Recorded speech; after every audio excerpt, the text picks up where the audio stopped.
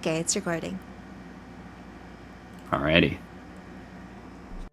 Last we left off, Ryan had so happened to run out and underestimated what was out in the field. I'd probably say it is a little bit still far away, but it is very big compared to what it was just like, let's say, half a mile. You can see glistening eyes in the dark, something shiny on top of its bulky mass. And even from afar, let's say just a mile away, you can still hear the sounds of something cracking very loud. Ryan, what do you do?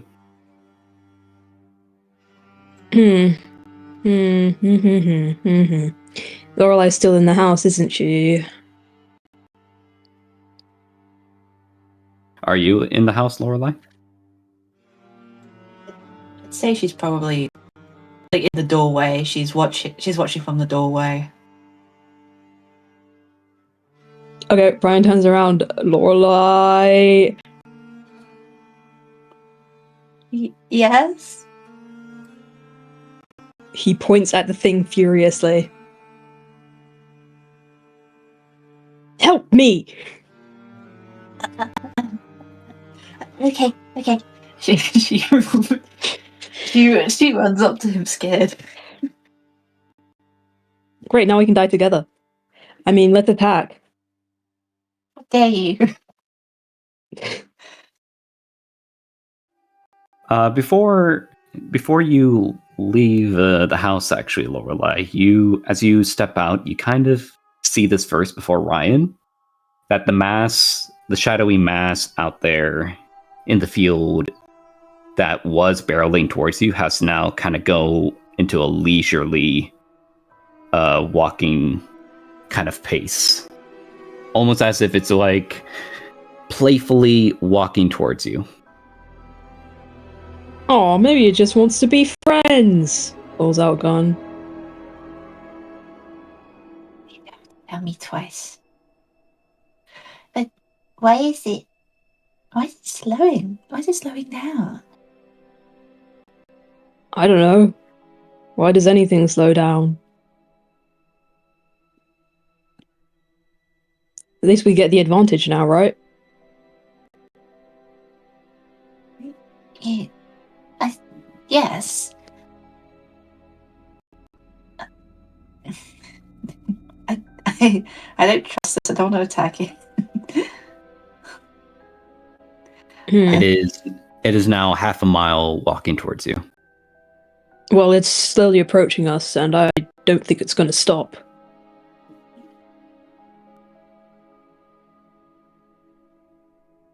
You mean? Well, You got that shotgun on you? I have my pistol, but if we attack it here, it's going to just go to the house, and they're still stuck in the hole down there. Well, no, I've run a decent way away from the house, I'd say.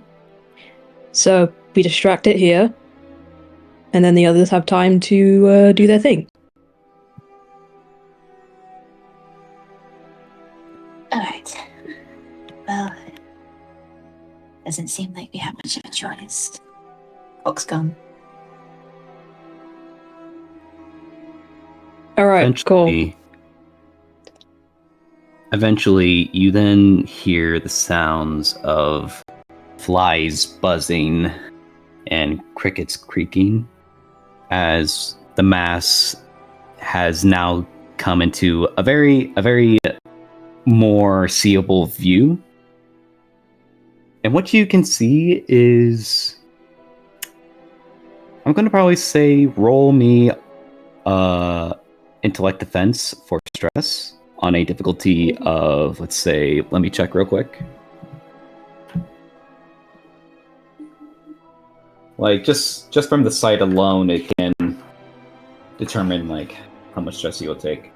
Let's say 5. Wow, okay. Yeah.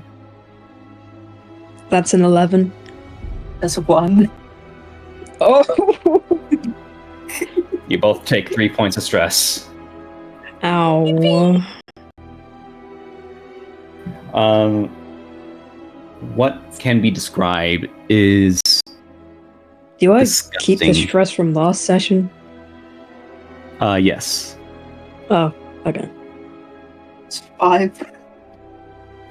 Same. It's winning. What you see is very disgusting. It is revolting to even look at. From what you could assume could have been a face has now been stretched and distorted to almost like it's melting wax. You can see bones and teeth jutting out from what's left of its jaw. It is a writhing mass of pure flesh, blood, and sinew. If you were to piece together that the victim that got liquefied, this wouldn't even be close to what you build up from it. Eventually, the stench gets to you, and it smells like death. And you can hear the sounds of flies buzzing around as it then gets a little bit closer. What do you do? Attack, I guess. Yes. All right. Try not to throw up and then attack. Yeah. All right. I'm going to need you both to roll initiative real quick. Okay. Okay.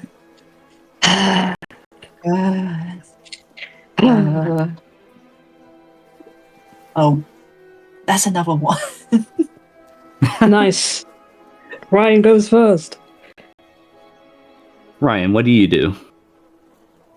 I attack it with the... Well, hold on, let me look at my skills. I'm not that keen on dying.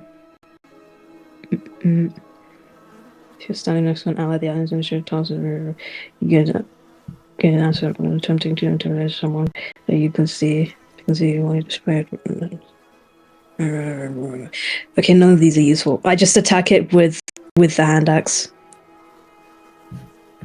All right. It's still a pretty far distance, but not too close. But I'd probably say if you were to throw it or run at it, you can gain some distance. Is there a difference between throwing and running? Would I have to make a different roll? That'd be speed for running towards it, and throwing the axe would be a might. And the difficulty for both would be a 4. 4. I'll try throwing. Oh, that's a 2. A 2? Mm-hmm. All right. I will say this: as you throw the axe, it spins. It spins like as you expected, and it hits the creature dead on in the center. But you then see it kind of like stop for a bit, all the eyes on it, looking at it, but in a curious way. And then you see the axe kind of slowly sink into the mass. And if the crickets weren't so loud, you would have heard it kind of chuckle a bit. Yeah. Lorelai, what do you do? Pew pew. Alrighty. That's going to be a difficulty of 4. Ooh. Okay.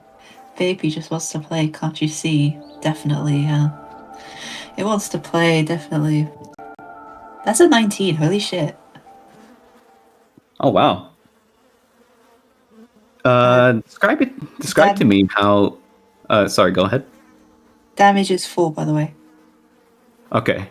Where at the mass are you shooting at? Well, I'm guessing where his head is supposed to be was just like teeth in it, but yeah, shoot there. All right. You hear the sound of the gunshot, BAM! And you see a bit of blood sprinkle from the creature, and it stops.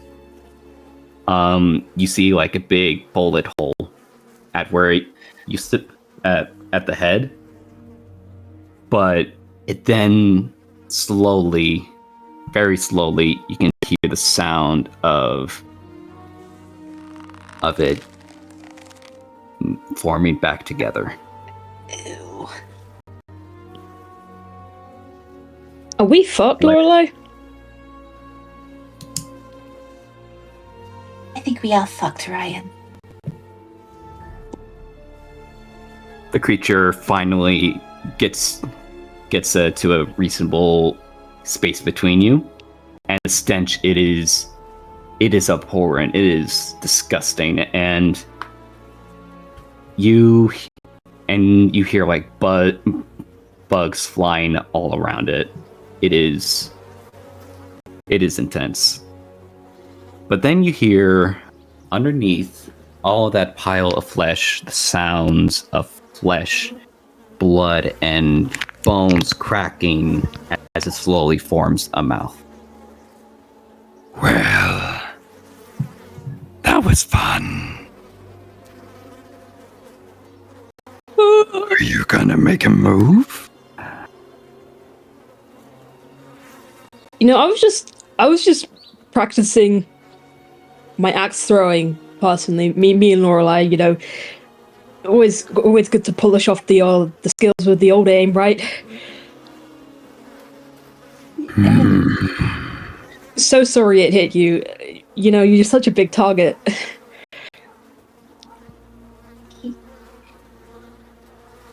We didn't mean it. Yup. Were you headed anywhere? You then hear like the sounds of like as it then spits to the ground, and you see a bit of a trail of blood and teeth and something shining. It's the bullet. Oh, well, how nice of you.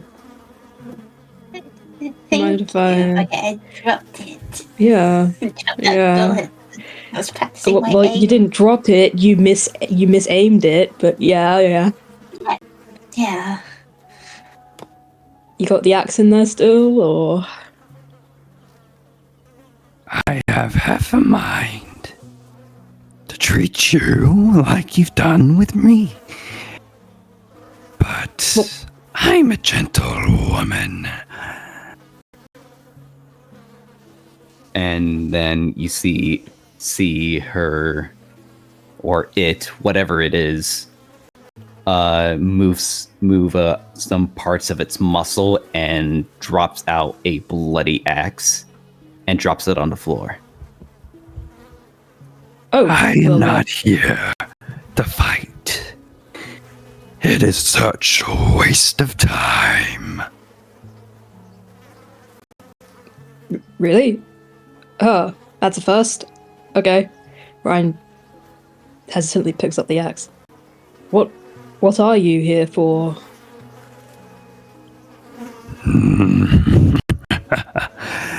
I believe you know. And the thing then places a hand on your shoulder, Ryan.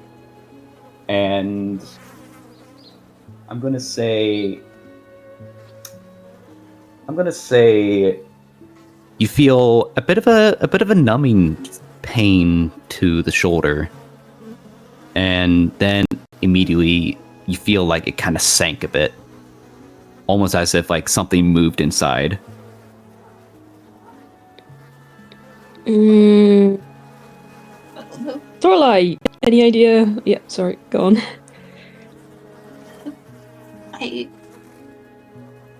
have no idea what you're talking about. Yep, no idea. And then you see a tendril of flesh kind of shushes your mouth a bit, and you feel as if it was like pressing against the gum of your teeth, almost as if it's like pushing it aside. And then it then places another hand on your shoulder, Lorelai. I am here. What has been took from me? Meanwhile, down in the tunnels, hold on, let me get rid of the flies. Down in the tunnels, it is very dark, and I'm assuming D123 and Alicia are holding Sadie up. But I don't think Vicky's back. Oh, my bad. Let's just head over to Nathaniel then. Nathaniel. Nathaniel. Nathaniel. Sorry, out of all to get called, it was right now, yes? You're all good. You're inside the shack about to go down to the tunnels, are you? Or what are you doing at the moment? I'm currently going down into the tunnels just to see what was going on. All right. At first it is a steep way down. The first thing that hits your nose is the smell of earth. And it is vastly dark down there. It is almost like you're looking down a throat. And as you take a step on the plank of the wood, slowly getting down, you're then met with something wriggling on your fingers. Oh, gross. Nathaniel goes to look at his hands and see what the hell is touching his hands. It's a little warm. It's a little bit dirty, but it is pink. It's just a cute little worm. Nathaniel doesn't want to hurt the worm, so he just carefully moves his hand to the side so the worm can go back into the ground. As you do, it kind of just like gently wriggles away and sinks back into the earth. Eventually, you reach down to the end where you touch the ground. But unlike what D123 and Alicia had stepped on, which was like concrete, you feel like something muddy. It is coarse with dirt.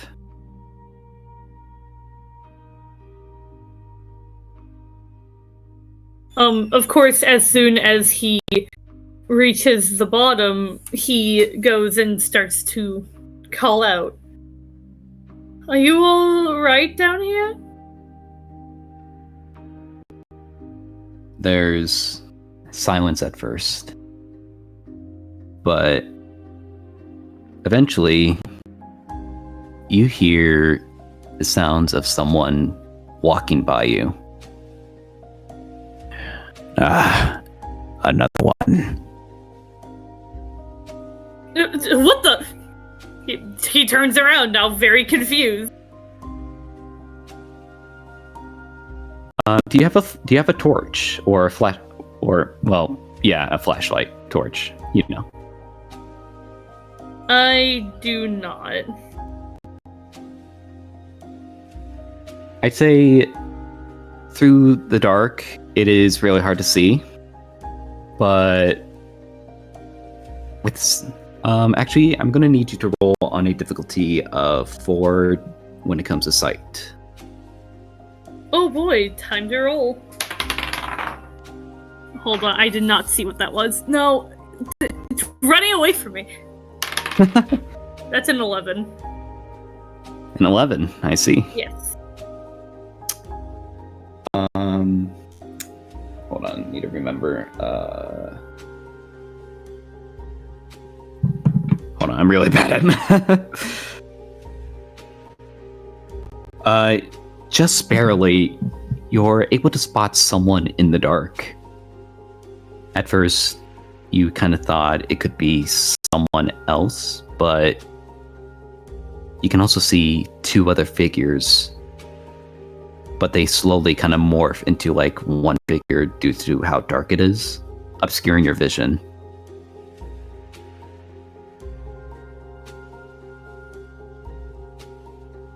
That's very horrifying.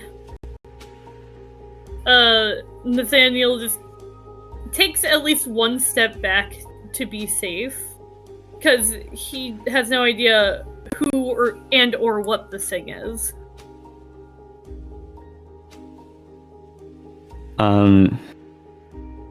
As you step back, you then hear the sound of something crinkling, like paper. And as you look to the ground, you see it is some kind of candy wrapper.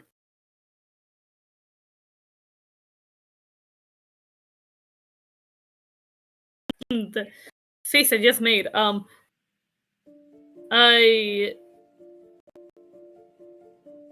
Nathaniel is, of course, at first confused, but after a second of thinking, now becomes horrified by the implication, considering what was surrounding this place.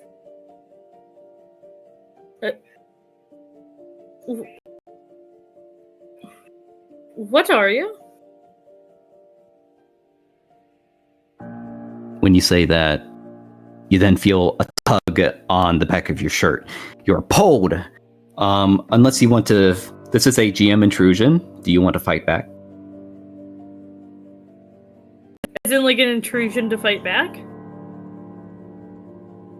Yeah, it would be a player intrusion, but it is your choice. This is a GM intrusion. I'll take the GM intrusion. All right. You gain 2 points of XP. Nice. As you do, you're pulled back, and you feel an arm chokehold you a bit. It is, and the smell of earth is very powerful, and whatever wraps around the arm is very coarse and almost like dirty cotton. And as you are pulled back, you then look into the darkness, seeing a little bit better, and you see D123, Alicia, and Sadie.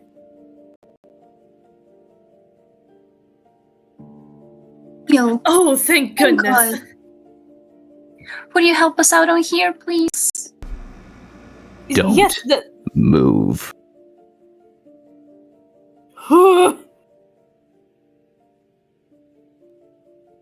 You then, looking to the noise, you see a very crusty looking old man whose face who has a very long looking face, but normally long, and who has like very blackened teeth. And he seems to be squinting with one eye. Don't move.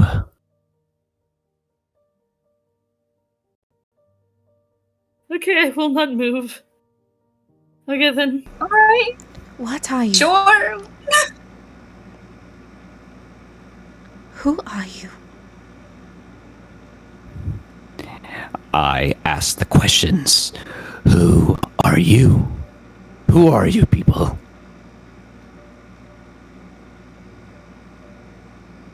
We ask first. And I'm the one with the weapon. And then you hear the sound of like shink of something metallic. And you can almost see something long and sharp. Almost like a cleaver. Is it Well- like attached to Nathaniel or something? It is like somewhere close to his neck. Boy. Alright. It's fine. We are just a group of people who likes to go into abandoned houses. We were just exploring. We didn't know anybody lived here yet. Lies. Well, we do kind of do that in the meantime, though. So it's not entirely a lie. What do you know? Nods. Do you not notice those eye symbols, skeleton things? Do. We just don't know what it means, though. So it would be pretty helpful if you could tell us. I saw you people enter into my home. My. You must be working with that thing. Your home? No. The owner of that house is dead. We just saw it. He died. You think I wasn't aware? Why do you say it's your home? It was my home, but now I have to move because of you people intruding and bringing whatever that thing is back here. What thing? What are you talking about? And that's when you hear the sound of a gunshot. It is muffled a bit. Somewhere up in the surface. It's here. Don't follow me. And he then pushes you, Nathaniel, and makes a run for it into the darkness. Nathaniel falls like a wet fish just on the floor. He was horrified. I kind of want to follow. You can follow.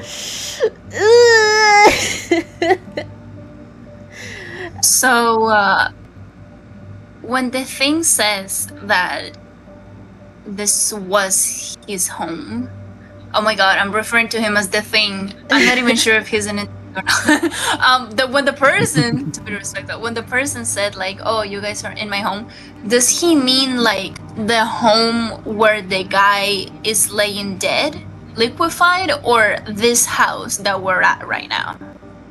The house that you are at right now. Bruh. Okay. You know, we are intruders. Bruh, yeah, I know. To be fair, we are intruders. Well, no, I thought he was referring. I thought he was referring to the other house, and I was like, "Bitch, that's not your house." Yeah. I saw the will. It's like, are you the grandpa? Are you the dad? Fucking like, God, bitch, this is not your house. Well, your grandson is dead. Just to let you know. Just so you know, your grandson's turned to fucking liquid meat sludge in his own bedroom. I would. Yeah. Guys, should I follow or should we be more productive and stay together? Okay, no, because well, I would naturally follow, but we have Sadie here. We cannot leave her alone. I can patch her up. Okay. We don't need to roll for NPCs. I can patch her up. I'm a doctor. We're doctors. Alicia, we're doctors. We don't need to roll for NPCs. We can say. You Yeah, don't? No. Okay, but even if we tie around her ankle, where are we gonna leave her? She can walk. Like, I don't. By then, trust. No, it's. Don't tell Endo. Don't tell Endo. Don't give it ideas. Don't tell Endo what you say as Endo's in the call with you. Okay, yeah, of course. I have like a potion thingy. Yeah. Yeah, totally Not a gonna- potion. and it's not gonna infect. It's not going to inflammate. It's not, you know. Yeah, it's yeah, gonna yeah, heal. yeah. Totally. I know how you feel about that. Do you have the fucking like liquid healing Gatorade from Resident Evil? Well, what is everyone's plans down here? I want to heal Sadie. All right. I will I will help. say there is no role needed since you both are pretty professional. Okay, but Let me go. But it's this. yep, here, listen.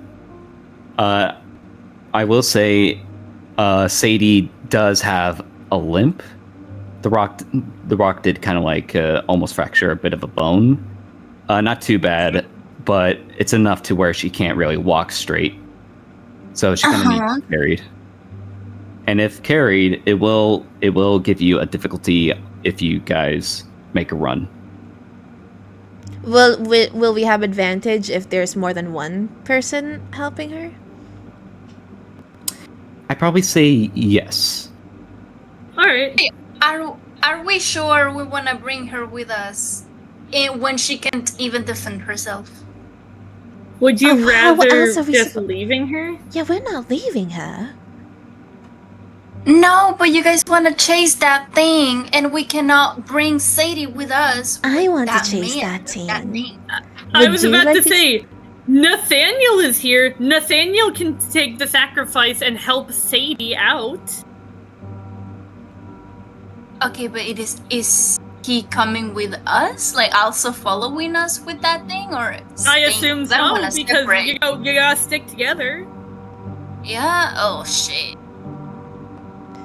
How about we keep Nathaniel here and then like one of us follow the guy?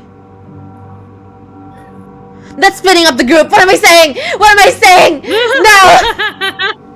I was about to say, Guys. wow, splitting up the group, and I thought you were the one. No, I'm being a bitch. I'm being a bitch.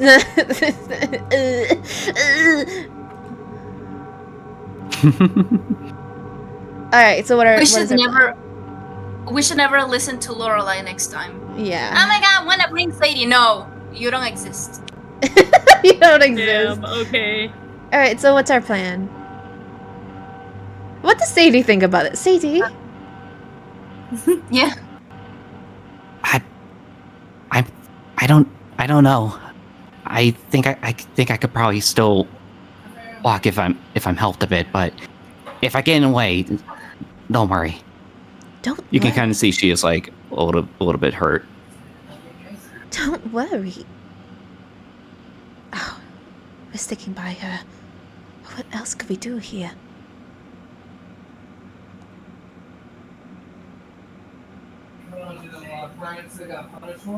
I'm asking you guys, what else can we do here? No, I'm thinking. Me too. We're all a little think sunken. Because realistically, one of us would chase the guy, and then the others would stay. But because you guys don't want to split, then we cannot do that. But I don't want to bring Sadie. But I also don't want to let the guy go. So I don't know what the fuck I want to do. I want to have fun. I don't. That's what I want. If you wanted to have fun, you should have told Lorelai to leave Sadie at home. Don't say that in front of our darling Sadie. Don't say that. I don't want her. She closes her ears. It doesn't work. Because Sadie is also not also an adult. All right. Okay. Fine. If you guys want to go and you want to bring Sadie, okay. But she stays behind, and D, you stay up front, okay? We don't have to go. We could just stay here. But what if the others need our? But what if the others need our help? Sadie needs our help. Are you trying to flip this on me? I've been trying to tell you to look out for Sadie, and you say you wanted to chase it, and now you're telling, but Sadie needs help. That's what I'm saying. I'm not trying to flip this on Alicia. I'm sorry. I didn't mean to. Okay, you know what? Let's just focus on Sadie, okay? She's hurt, and let's just go back up with the others. We can chase the guy later All right. when Sadie is fine. All right. Yes, I agree. Sadie, how are you feeling, darling?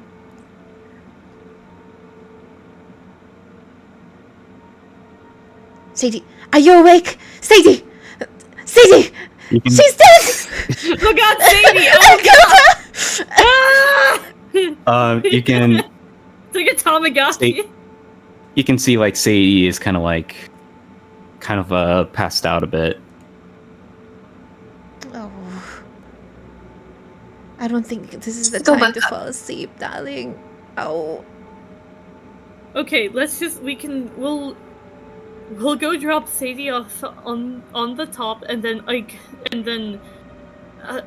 don't know, either a few of us or all but one of us can go and just figure out what that guy's about. For right now, we need to get Sadie to a better place than here. I'm pretty sure I saw a sofa upstairs. We can That'll make work. her lay down there. Yeah. Yeah. He said don't follow me. He didn't say don't go upstairs. So, Yes, exactly. We might as well just go. all right. I'm gonna. I think Nathaniel's gonna be the first one to help pick up Sadie. We were already picking her up. Yeah, we were like Nisha and I were like pretty. What do you mean? She is I'm a little behind. Yeah, quite. I was paying attention for talking about more than what you guys are doing actively. We lifted her arms. He lifted her leg. Yeah. Yeah. Lifting up the leg. Next is Yeah, this just go. picture. Next is this picture. Sadie completely on the floor. Yeah, no, actually. Okay, we're getting distracted. We're getting distracted. We're getting distracted. We're getting distracted. Upstairs. Let's go upstairs. Picks up a leg and you pick up an arm and you pick up the head and we go. Okay. Go ahead, My Endo. mental image of that. it's gonna be a little bit difficult. I'd probably say a difficulty of 4 for all of you if you were to try and like carry her back up. Yeah, you said it would. maybe You said it would be easier if we were all picking her up. Yeah, we're all. Yeah, doing but it you together. are going. Yeah, but you are also going up a steep incline up. So I would probably, since it is you guys carrying her up, I'd probably say a 3. I have endurance. I have endurance. I got a 9. Endo, That's perfect. Endo, I have endurance. Mm-hmm. And I have endurance. Is that trained or specialized? Fuck, hold on. Trained. All right, so that would be a 2, which means that would be a 6, if I'm not mistaken. Okay. 50. So everyone roll. I rolled a 9. I'm gonna put in the chat. I rolled a 3. Oh. Yeah. So what do we do now? What does that mean, Endo? I guess we die. You're able to lift Sadie out and into the main room. You kind of accidentally knock into a few of the skeletal eyes that are hanging from the roof or ceiling. And you place her on the couch. You see how she is trying to like wake up, like she is for some reason oddly exhausted. Who's exhausted? Sadie. Oddly.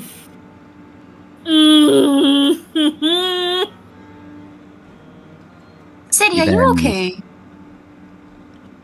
I don't know. I feel numb.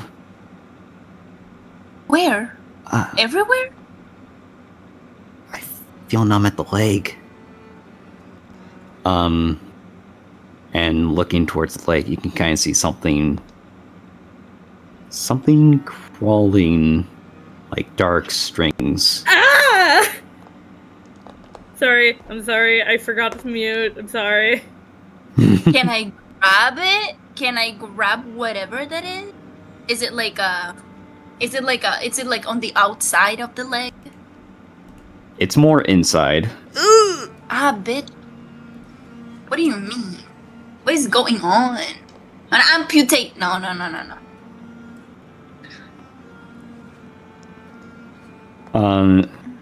Let us head over to No, wait. Lorelei and Ryan real quick.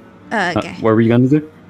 No, what were you Did gonna Alicia do? say that she was gonna grab it, or you didn't really? Oh my bad. No, I thought it was no. I can grab it.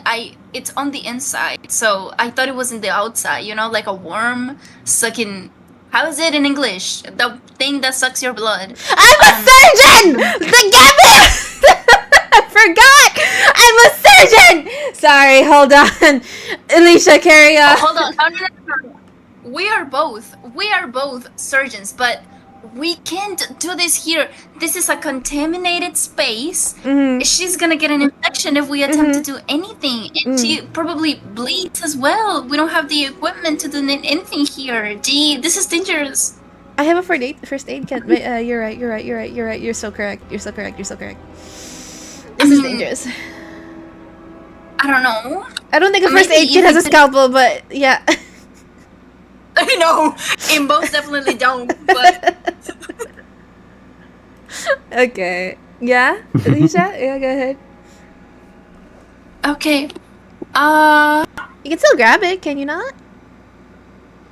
It's in the inside of the leg. How am I gonna grab it?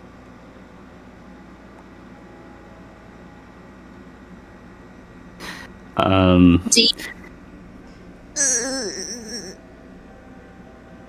Hey, you know what?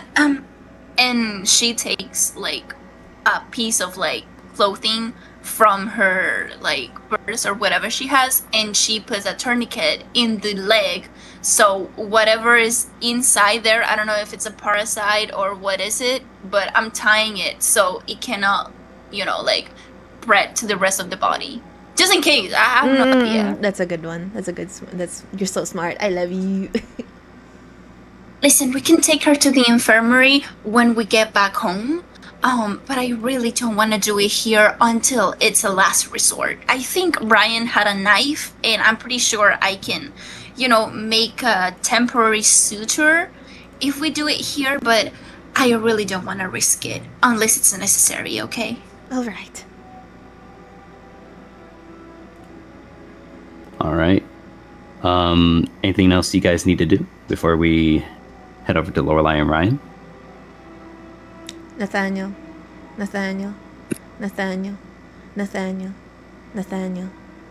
Sorry, I'm still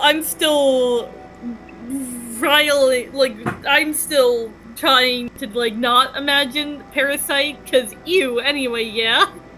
Do you have anything to add to the conversation? You've just been quiet. No, I have nothing. I'm gonna be so real, I have nothing to add to this conversation, and I'm so sorry. Okay. Lorelei and Ryan, you see this giant mass of whatever this fleshy creature is. Place hands on both your shoulders. It has multiple hands that then reach out and then kind of inspect you.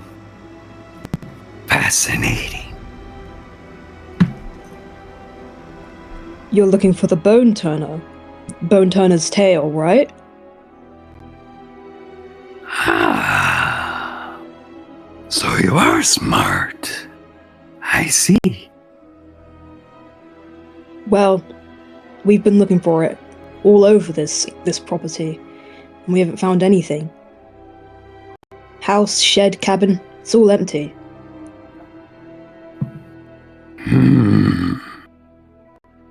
You then see one eye pop out underneath some flesh and look at you.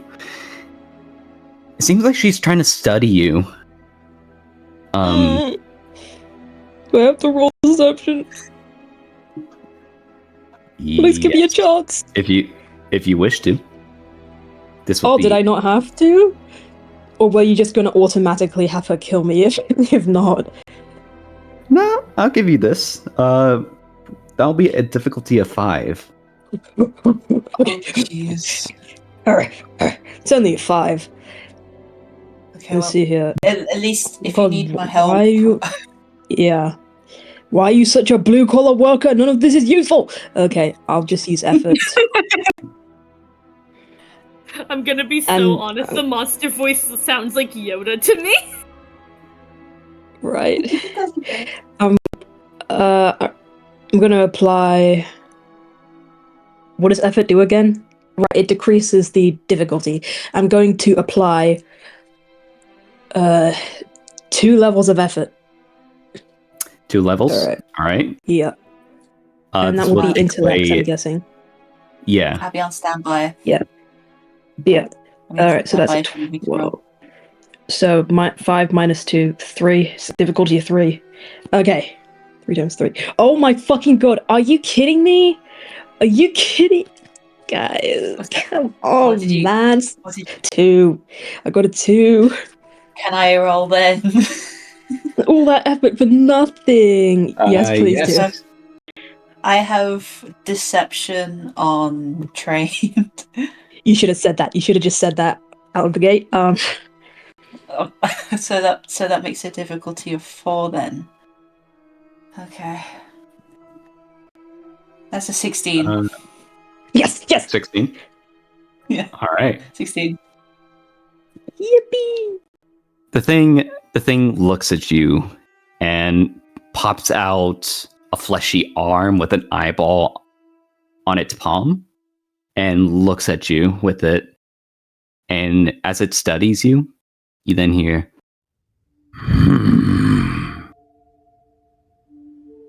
I believe you. For now. and it kind of like slithers back into the mass. Now. Where is Ostrosis?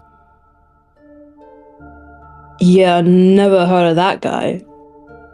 Fucking who? I'm sorry, I'm supposed to be. I can still hear her voice. Yeah, we've never heard of that guy. I'm sorry. Yeah.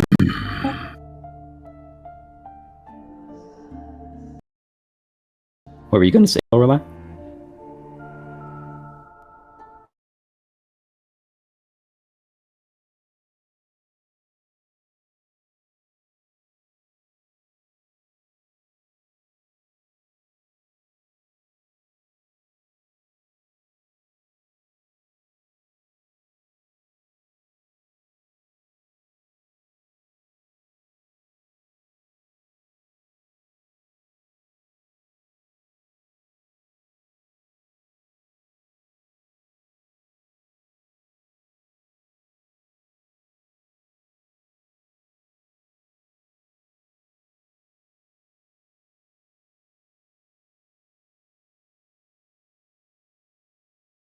She's Welcome back, Murphy. What happened? Budgie. What happened? What happened? I don't know when you left. It was a while. What happened? I don't know where to start. We're turning bones. So what I remember was that Nerfy asked if they were here for the bone turner. Oh, okay. Okay. So, I lied to the flesh thing and said that we searched everywhere and we couldn't find the bone turner, and Lorelai succeeded at a roll in deception. So, yeah, it believes us that we don't know where the bone turner is, but then it asked where some guy called Ostrocious is, and we obviously don't know who that is, and it went straight to the cabin anyway, because I'm guessing it suspects that's where he is. Okay. We Ryan, we I do mean, know where no. the bone turner is. Yeah, we don't know. We don't have it yet. Yes, It's most likely underneath the cabin. You And know then where that why- guy is. Ah. And why did you say that you lied? Technically, you don't know. We're not sure. Well, yeah, because we don't know for sure, but like we have a don't want them suspicion. catching on Yeah. that we might have. Yeah. Oh, okay. Okay, I got you. Anyway, Laura, the Bible. Yeah. I thought this was a Bible which says it's supposed Be more convincing. That was the bone timer? No. No, it's not. It's just a Bible. I don't understand why they want to use a Bible. How about you whisper loud enough for it to hear? Phew! It didn't see the bone timer. I love that we're assuming this thing can't read Bibles. It's dark. I think that's like- what Jezzy's going for. Yes. But I also like the implication that you were like whispering that to me, like just whispering that to Lorelai, and Lorelai just repeats it louder. Yeah. Yeah. What do you mean? Oh yeah, they The bone didn't find the timer, bone turner on me. Yeah. Keep that on you, okay? Yes, I'll keep it on me. Yes, keep it on you. I will say that the mass of flesh walks towards the cabin and was about to creak open the door like with multiple hands. And as the wood is start to splinter, are you saying that you want it to hear? We want it to hear us, yes. Yeah. Okay, so that'd be a player intrusion. Okay. Okay. I can spend some XP. How much XP do you have? Oh shit, I forgot to level up. I still level 12 XP. How much do you have? 14. Yeah, you can spend one. Yeah, I can spend one. Yeah. I'll spend an XP for it. I'm the one who's like going anyways. Thanks. Also, the fucking fire. Oh, one sec. The fire. The fire. The fire. Chezzy's house is burning down. Fire. Quick break. Gee, Yeah. guys, I wonder if the fire. The fire.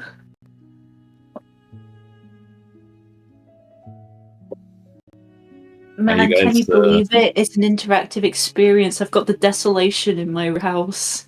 Fuck yeah. Oh my god, can it sign my autograph? Wait, no, can I get its autograph? The desolation coming up to you. Can I get your autograph, Ryan? Okay, so Lorelai, you're the one doing the player intrusion? Yeah. She's already gone. She's ran off. Left me to deal with it. Something about the pause and then the yeah in the distance. I moving back to Ebro to say, yeah, I'm the one spending it. Okay, now I can close the thing. It's like in flames.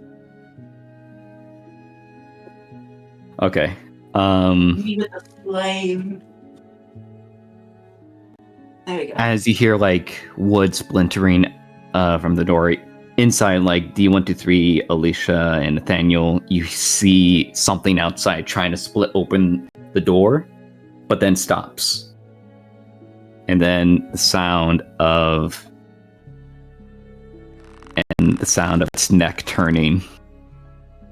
It then looks at you, Lorelai. It says, Well, aren't you gonna lend it over? It Throw was that. quite true. Throw that fucking book. I fucking love the book as far as I can. as you throw the book, you throw it far enough a distance, and you see the mass immediately run towards the book, and it is like terrifying. It is using like arms and legs spewing out from the mass and galloping towards it. Okay, we gotta get the others out of here, right? We gotta go. Yeah, I think we should go. But at least, Yeah. at least Go I'll on. be the one to die. What? No, just stop running. Just run. Lorelei starts running.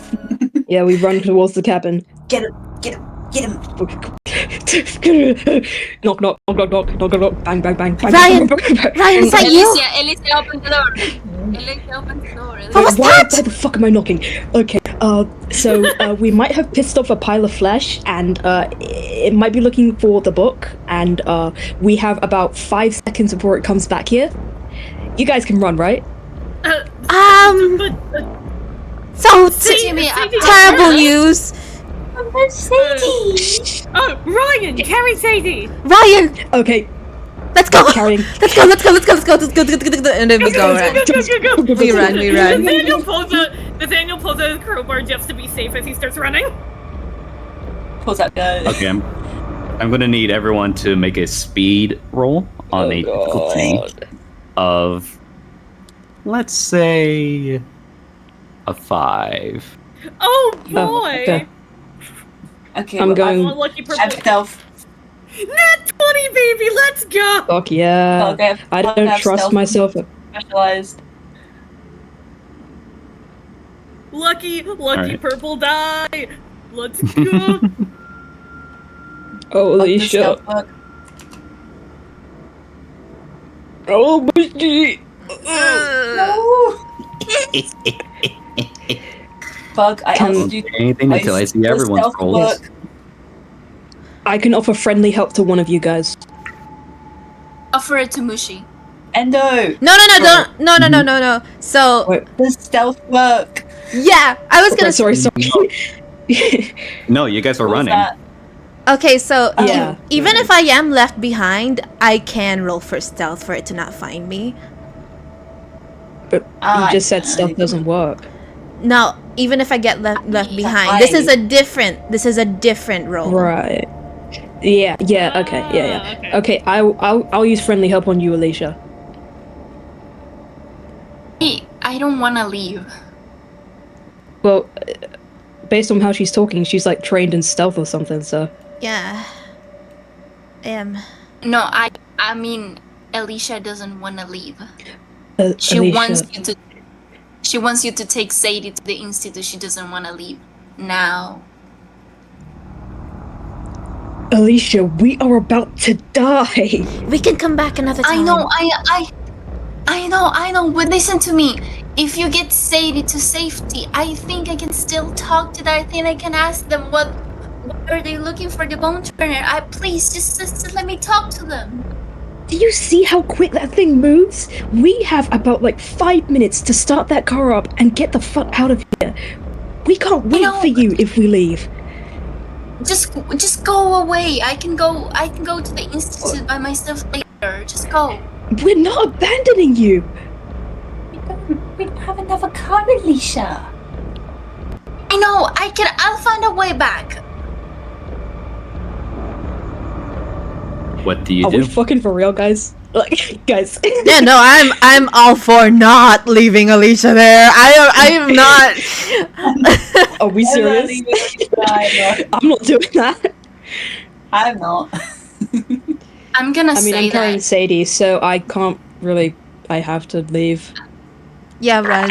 Say that you guys. I'm just gonna say that you guys can attempt. Especially Lorelai, she can attempt to pick up Alicia, and she's gonna probably fight it back. But you guys can probably roll to take Alicia away and lock her up in the car.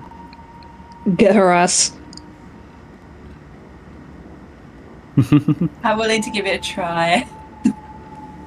but that would mean also spending XP. Actually, no. Don't make a roll for that. I'm just gonna allow you to do so. Because realistically, Lorelai can just pick her up, and Alicia doesn't stand a chance against Lorelai. Okay. Anyway, I've yet to roll to run. I was just gonna say I'm applying effort again. All right. Yeah, so that's 1, 2. Alright, let me roll. That's 2 levels of effort, by the way. It's an 8. An 8, you say? Yeah. All right. So, let me check real quick. I failed. I know. I'm just looking at Okay. everyone's rolls. Okay, so Lorelai, you're carrying Alicia, right? Well, I was meant to roll for that. Oh, my bad. No, Lucia said that you didn't have to. All right. Okay. Oh. Yeah, I just said you just didn't need to have to. So are you Well- attempting to do it? Yeah. I suppose that's that conversation where I just picks her up. I will say. Get your I will say. hands off me! I will say. Alicia. Anyone fucking know what's wrong with this bitch right now? I don't know why. What you saying there? Starts like kicking around and stuff.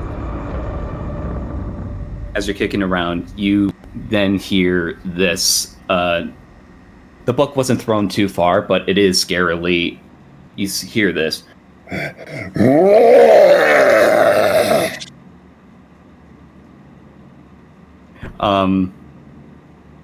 As you then hear the sound of flesh moving, as it turns around and sees, I'm assuming Lorelai, Alicia, and Nathaniel making a break for it. Yes. Ryan and Dee, you both failed your rolls. So, I will say, Ryan, as you're about to run with Sadie on your shoulder, you then hit something on the ground and topple to the floor, hitting the ground. Sadie, you then hear Sadie kind of like make a sound of groaning as she hits the ground. And Sorry, D1, 2, sorry. 3. And D1, 2, 3. You were also about to run, but you trip over Ryan's foot when he tripped over. A domino effect. I immediately go to hide. I stealth roll it. All right.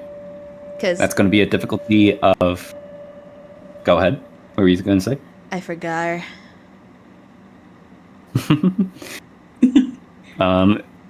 I will say, since it's horror mode, the difficulty is going to be a 5. -2. -2. Got it. All right. So roll for that. 18. So it's All right. it's a 3. So the difficulty is 3. I got an 18. Okay. You hide in the ferns, the tall grass. You're small enough to kind of hide, and you're able to see the mask kind of like look around at first. You see the eyes darting around as it looks around, and immediately spots you, Ryan and Sadie. Oh fuck. Alright, can I pick her up and try... Oh shit, but then I'd be dragging attention to the rest of them. Oh no. Uh-oh. Oh fuck. Oh shit. Okay, Gotta can make I... a decision quick. Yeah, okay, I pick Sadie up. No, wait. What if I tried to distract it away from Sadie? You can do that. Okay. What would I have to roll? That's going to be a speed roll on a difficulty of, let's say, 5.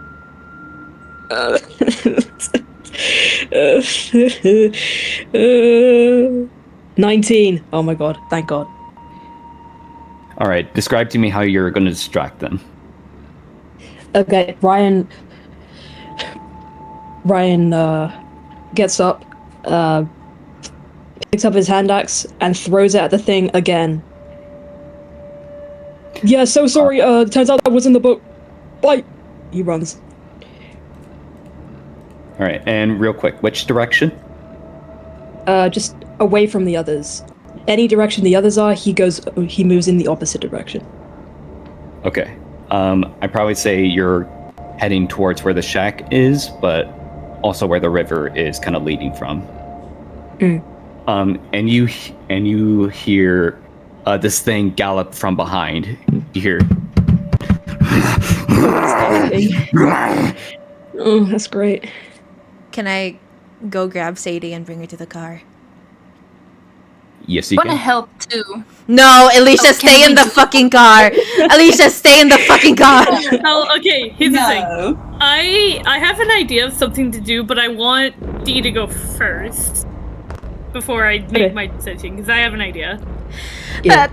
That's a nat one. Oh. Our mode increases. Sorry, guys. All right. As you're about to lift up Sadie, you then you're only able to lift her just barely off the ground. As you then hear the sound of something slithering. Ew. Looking to the ground, you then see something crawling through the grass. It is an arm. Holy shit. You can see like some of the sinew of flesh ripped off and bit of the bone, and it is like crawling towards you.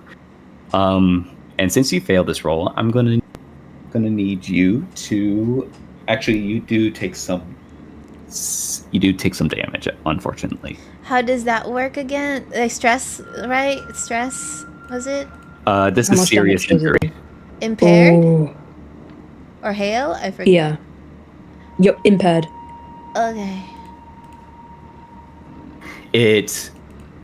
As it crawls towards you, it then leaps off the ground and latches onto you, then forcing you to the ground and starts like pulling at you.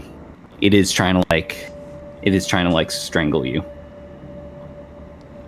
Let us head back to Lorelai, Alicia, and Nathaniel. Like, just Okay. go pick her up. She can do it on her own. Nexus wanted to do something. Yeah, I have an idea. So, I'm just gonna... I feel like Lorelai, Alicia, and Nathaniel get to, like, the car, and then, like, Nathaniel kind of has this sort of idea of just, like...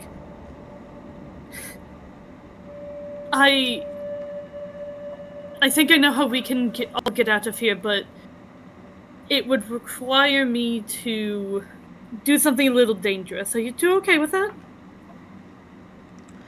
Do it. Alright. What? Just get in the car. Get in the car, and you'll figure it out very quickly. I don't want to get in the car. Get your hands up on me, Lorelai. Trust me, please. Let's put you in the me on car. this. Nathaniel, does this car have child locks on? Puts on the child lock so Alicia can get out. Specifically, Alicia. Okay. In No, reality, I don't trusting think him. Nathaniel would do that, but like, it's like we don't need to lock the cars. In fact, locking the cars would stop my idea. I'm gonna try and run that thing over. What? You're gonna Run run it it over? over.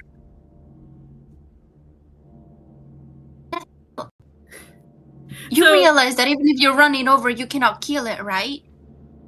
I can't kill it, but I can at least hurt it long enough for all of us to get into the car and go. Okay, and what if it lashes into the car engines? What if it sticks to it and it follows us to the Institute? What if it tries to absorb the car, Nathaniel? It absorbed my bullet and Ryan's axe. It's bigger.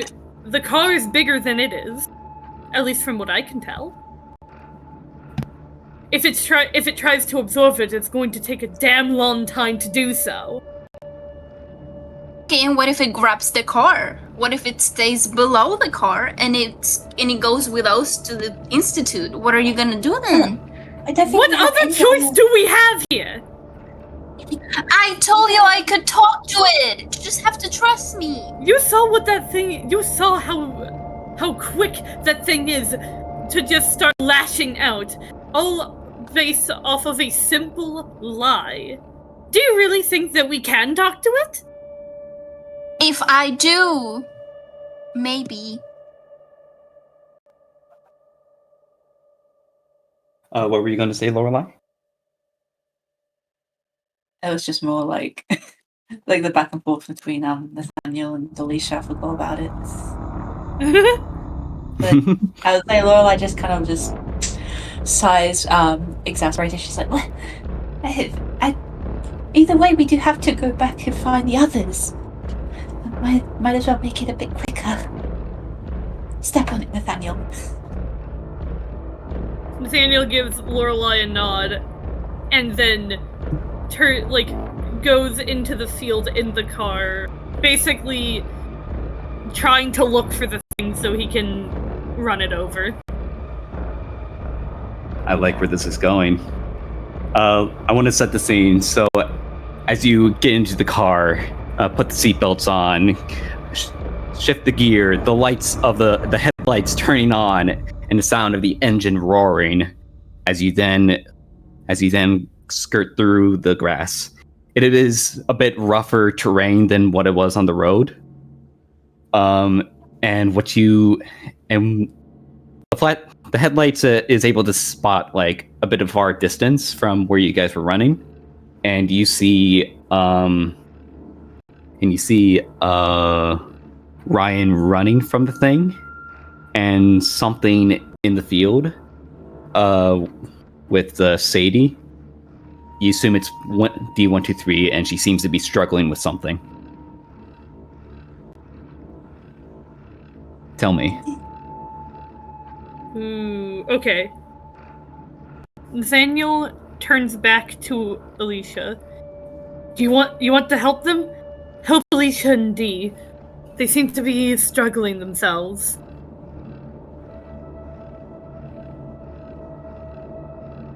Wait, what? Alicia and Dee? So he's turning to Alicia. I'm sorry, I meant Sadie. I'm so stupid. I had such a good setup, and then I said the wrong name. It's okay. Don't worry. I got the setup. Just go ahead. Yeah, Go just ahead. keep going. So he Doing good. he looks over to, like, he kind of turns around to Alicia, just like, if you want the help, Sadie and Dee are in the field over there. They seem to be struggling. While I ran this thing over, will you be willing to help them? Of course I would. If Lorelai gets her hands off me, I would. Lorelai, stop. I put her in the bag. I'm not even touching her. Or are you holding me back without touching me? That doesn't make any sense. I thought I put you in the bag with the child locks. Not because Alicia's There's no constantly child trying to get out. locks in rental. Oh, imagine I'm just leaning in the back, just like holding it down. Lorelai, let go of her. Well, if she... Alright. You should go help them. All right. Shit. He gets out of the car. There goes to help them. Okay. It is still your turn, Nathaniel. I'm gonna need you to. So you're gonna try and run over this thing? Yes. Okay. This is gonna be a difficulty of 6. Ooh, okay. Pooh.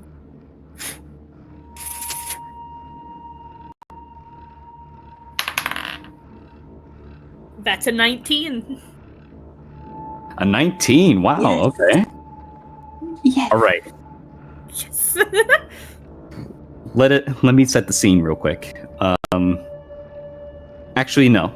Nathaniel, describe to me how you run over this thing. So Nathaniel sees the thing that's chasing Ryan, and with a little bit of good timing, he honks the horn to get its attention. And the moment it stops and either stares at the car or just stops entirely, the moment basically it stops moving, just pushes down the gas straight for this thing, just head on. All right. Ryan, as you're being chased, you kind of like take a turn back, and you see this horrifying creature running towards you, arms outstretched, almost galloping like a beast. And you can see like slowly forming teeth and a giant maw, and you can almost see if there's like a head inside of its maw, almost like that of a woman's, as it then screeches out. But then you hear, and it stops and looks back. Ryan, I'm gonna need you to make a speed defense roll. Okay. Nat 20. Nat 20, baby! Yes! Yes. You immediately jump out of the way as you then hear this thing turn around with cracking bones and flesh as it then gets run over. Blood and meat scatter across the field. Not too much as you hear like metal colliding with skin and flesh. I'm gonna say this is gonna be still gonna take some damage. So Lorelei and Nathaniel, you take 2 points of stress. Yeah, that makes sense. Oh boy, level 2 stress. Oh boy. 7 stress, level 2. Screeching. Wait, sorry, was that Lorelei and Nathaniel, or Ryan and Nathaniel? Lorelei and Nathaniel. Okay. They did definitely scream as they like hit the blob. It was. I also feel like that Nathaniel like slowly backs up in case this thing is like still where it was, just for some extra damage. Just kind of backs up. Just like reverse forward, reverse forward, reverse. No, forward. only one reverse. I imagine you kind of like back up and stop to where you see Ryan. Just roll quickly. I feel like this rental has like the physical lever roll down window, so he's just frantically rolling it down. Get in the car now! Ryan stares for a second. Ryan stares for a second with wide eyes, and then just stumbles into the back. Ryan getting me fucked up. And I'm gonna say, as Ryan, you step in and kind of take a seat. You then look through. It is a little bit hard to see at the front view since it's covered in meat, but you're able to see as the windshield wipers wipe away, the mass slowly forming up, recreating itself to its original form, but still in a decimated state as it looks towards you. Oh fuck! I should Let be us- scared. Go ahead. I was just gonna say, it's like, Not the I pony just- get it, I fucked up! I was gonna Ryan say get it, that I fucked I up. should be scared of that, but I just thought the visual was funny of Nathaniel hitting like the screen wipers, and every time it wiped against like the flesh on the windscreen, it just went ow, ow, ow, ow. I Yeah, you love just that gotta- idea. It's like they're really slowly, just like out. Like They're just standing there. plankton getting scraped on the pavement type of humor. Exactly. We have some fun here, folks. All right. Meanwhile, over Glad to to. D123 and Alicia and Sadie. Alicia, just as you step out and see D123 kind of like wrestling with this arm that is now kind of like holding them in place. I'm not going to say it is keeping her down, since it will be D123's turn after yours, unless you do something. Alicia, what do you do? Where is Sadie at? You see Sadie is like just a foot away. She's kind of like trying to lift herself up. She's like,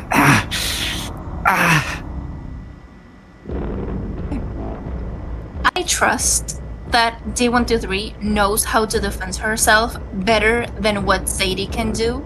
And so that's why I run to Sadie first to attempt to get her in the car, because I know that Sadie doesn't have anything with herself and she doesn't even know how to fight. I'm worried about D123, but I know she can handle it for a while. I love you so I much. think Sadie. I love you so much. Yes, keep your faith in me. All right. So I take Sadie and I attempt to. Of course, I'm not as strong as Ryan, but I still try to drag her as close to the car as possible. So, she can get to safety. I will say this is like, as it's happening, as the car ran over the pile of meat, you see the car kind of like backing up, kind of leaving a bit of a trail, and stops towards you. Okay, yeah, okay. So, and I shake Sadie like, Sadie, are you alright? I don't know. I feel something is inside my leg. Yeah. I know. I'll get you to the car so you can be safe there, okay? Bear with me. And she kind of like puts her arm, like Sadie's arm around her to like help her like walk, because I no way I can carry her. Yeah. All right. As you do that, you can kind of see at her leg something is definitely moving in there. Yeah. Let us head over to D123. I imagine when Alicia went to go get Sadie, she's like, oh, thank God, because she didn't see her until she picked up Sadie. Yeah. As you're struggling with the Nothing really. you're struggling. Sorry. No, go ahead. Okay. You're kind of like fighting this arm that is now trying to like grab at you. What do you do?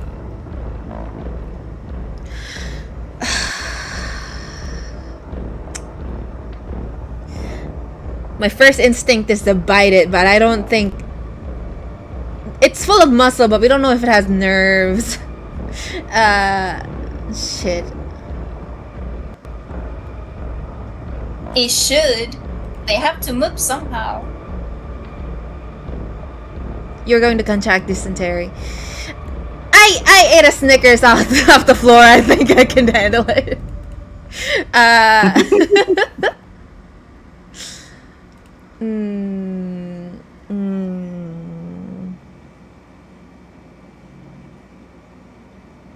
Oh, the monster's already on our way anyway. I'm gonna pull out my gun. All right. This would be a might roll if I'm not mistaken. I will say you do have the advantage since I kind of like to imagine that you have like one arm holding the severed arm, kind of like trying to grab at you while you're pulling out your gun with the other. Yeah. This is your shotgun, right? Yeah. Does it say that you have to use 2 hands to use it? Yeah. Okay, so that will be a difficulty on it. So this will be a difficulty of 5. Can I put all my effort into it, like all 3 levels of effort? Yes, you can. And can I include endurance? I don't see why not. So that's a feat. I don't have to roll. It will cost you. So Cost me what? your might, since you're using effort. Ay! How many might? How much effort do you have? 3. Okay, so it'll take away 3 points from your pull. Ay! All right. You're able to pull out the shotgun, and then with the sound of thunder, obliterate the arm as meat and blood splatters all over the place, sprinkling into the tall grass. You are now free from its grasp. You see the car arrive right beside, stopping to where Alicia and Sadie get in. I run. I skedaddle. I run. I run with them. I'm probably faster than them. I run. Of course. I'm not holding a body. Are you running? Yeah, I'm running towards them. No. Alright. I said it genuinely, like, of course, Dee. I knew you could do it. You see? You see? Oh my god, I love you so much. As you get into the car, you then hear the sound of something galloping. No! Oh, we are going. Yeah, we're running. No roll required. You guys book it with the car. Unless you guys want to do something specific for this moment. I just imagine D123 Alicia, because like the truck is already like probably speeding towards the highway. D123 Alicia kind of like jump into the car, and then they land onto like the floor of the car. Mm-hmm. That's it. That's the scene in my head. Yeah. I think Laura So we got in. back and she helps pull them in. Yeah. So we got in the car. So we got in the car while it was moving. Yeah. Basically. Yeah. Yeah. Wait a minute! I didn't got time to get out. Okay. Bitch, you stay in that fucking car. I thought- Don't make me turn this car around. Honestly, I thought Endo was asking if there was anything else we want to do here. I'm like, fuck no! Absolutely not. Nathaniel is fucking No! Guys, our paycheck! going. We don't have anything to bring back! The Bible. Never mind, the Bible. Oh, stop that paycheck! Battle Come with- on. The Our paycheck! Our paycheck! Guys! D, my I'd rather have my entire life. covered in mysterious flesh. We can use that. Okay! Let's go. As you guys before you leave, you hear the sound of the engine roaring. You guys So whoever that... Yeah, go on. successfully made it out of there. Let me describe it real quick. As you're leaving, you're trudging through the tall grass from the vehicle, and then eventually get onto the road. You see the mass of flesh now becoming smaller as it's far into the distance, trying to catch up, but it is unable to catch up. Oh, So that Sachovsky guy is dead, right? yeah. Wasn't that exciting? If I had a nickel for the amount of times a monster tried to grab at us while we were on the car, I had 2 nickels. This month. That was very exciting. Nathaniel slowly rolls down the window and vomits out of it. Oh boy. Wait, who's driving? Stop vomiting while you're driving! Wait a minute, if you're vomiting, who's driving this car? It's okay, it was Immediately very quick. crashed and died. It's okay, You it's die. No, worry, it was okay. It's only a tiny. It was a little bit of vomit. It was an empty road. We're fine. It was either. Well, did you want me to vomit in the car? I think that's better than placing your head outside the window and vomiting. All right, just try. It was. Hey, It's an empty road. I got a question, guys. Have we learned our lesson about bringing non-colleagues on dangerous missions where we fight flesh monsters? You know the answer is looks no. away. Lorelai looks. Good, pretend I didn't hear you. La la la la la. That would have been the second. That would have been the second civilian that could have gone missing at our hands. We realize that, right? Potentially, We are in third. deep shit. Of course I realised that, Ryan.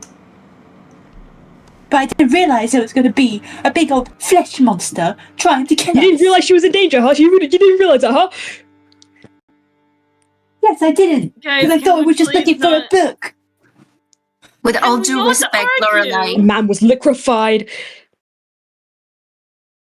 With all due respect, Lorelai, you should have learned your lesson by now. And she's holding Sadie. Yes, Alicia, I've learnt my lesson. Yeah, you better Sadie- have if you want to keep this job. Oh damn. Threats in my workplace. Sadie, She sighs and looks out the window. Sadie kind of groans a bit and says, That was awesome. I know. Wasn't that exciting? What the?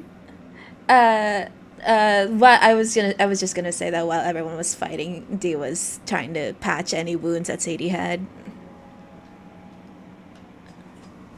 I will say this, yeah, you're able to patch her up a bit, but you still do see something like kind of crawling inside of her leg. And while she's staring, she knows she's going to. The nurses are gonna fix it up at the thing. And Alicia is correct. It's still not a sanitary place, especially since she herself is covered in flesh. It's not a sanitary place to perform a procedure. But she does look at Sadie, and unlike the others fighting, she does look at her with like a smile on her face. She goes like, "So, what do you think?" Well, that was dangerous, Mm-hmm. but a lot of fun. I know. Oh. Can I come with you guys next time? No. No. No. No!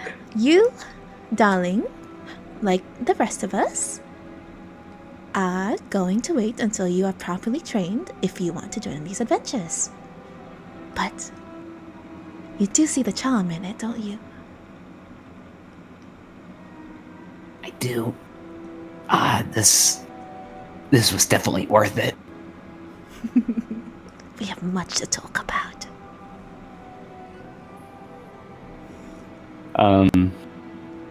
We then see as outside the car you guys are all in passes by as the sun slowly rises in the distance as you all leave to London. Road trip. I'm sorry. I'll probably just say that like Dee took all like the flesh on her body and then not in her body, that would be weird. On her body and then just like putting it like in a jar or something, so like they have something that they could bring back.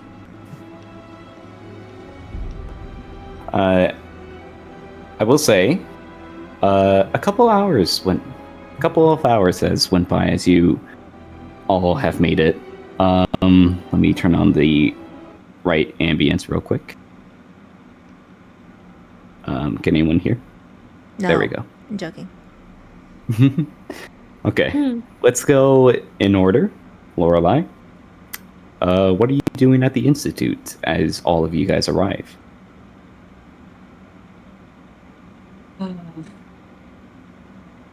I wait. Oh no, we would just like bring artifacts like just to like storage, wouldn't we? Because I remember like, where did we like bring the artifacts? Because I'm guessing that we took some of the flesh out the car, Mm-hmm. so we have that. Where do we give the artifacts? You can bring it down to the warehouse of artifact storage. Okay. Everyone's like covered in blood Yeah. and meat and flesh. It's like, hey guys. I think Nathaniel's the only one who isn't covered in specifically like blood and meat. He's covered in dirt though, a lot of dirt. Why? Average day in the Chalice Institute. Average Sorry, day, we my stunk out your rental. dirty man. I knew you don't shower. They're gonna still take it back. What? Take what back? The rental. It's covered in yeah. rotting meat. Yeah, I don't think you're going to wash that smell away, Nathaniel. I'll worry about it when I get to it. For now, I would talk to normally Shallows about something, but I have to talk to Argyle instead. What are you gonna tell him? It's Well, Chalice isn't here. We have Argyle. Chalice isn't. Is he here? Yeah, that's what it's gonna do. It's been a day. Yes, that's why he's going to talk to Argyle. Yeah. yeah. I suspect that Shallows doesn't exactly leave this place, so either Argyle doesn't either, and he has his place to stay, or he's just about to leave if my internal clock is correct. Either way, I just need to inform him about the whole nurse situation. What nurse situation? Oh yeah. Till is missing, D. What? And Diane. What? They're both I was going to tell you this at first, but, you know, we had to go on a mission and everything, but me and Alicia here, when we went to the nurse's office, we realized that Diane and Tilly went missing, and I went to talk to Argyle about it. Not that Go on a proper search party for them. Not that I complain about going on another mission, but you know missions can wait. That missing people are a bit more important. Yes, that's what I mean, is have a search party out for them. We can even join it.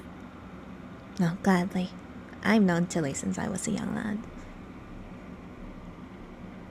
Yeah, and I know. Elio.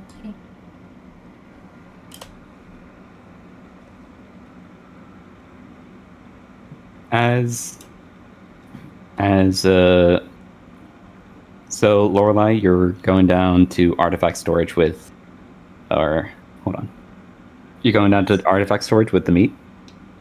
Yeah, and before like Lorelai goes, she just turns to Nathaniel and she says, Just let Argyle know I'll be up in a bit. I just need to put this away. Of course. He gives a smile that, of course, he knows about all of this as he walks away. D123 pitter patters towards Lorelai's direction. She gives her with like really long sleeves drooping off her arms. She gives her like the jar that she was covered in flesh in, and was like, "Can you smile for me, Lorelai?" And she is smiling because this is essentially just another day in the Institute, even after what they went through. In fact, she is ecstatic. Lorelai looks down at her and like looks at the jar and takes it. And I like at this point Lorelai's feeling guilty about what's happening to Sadie.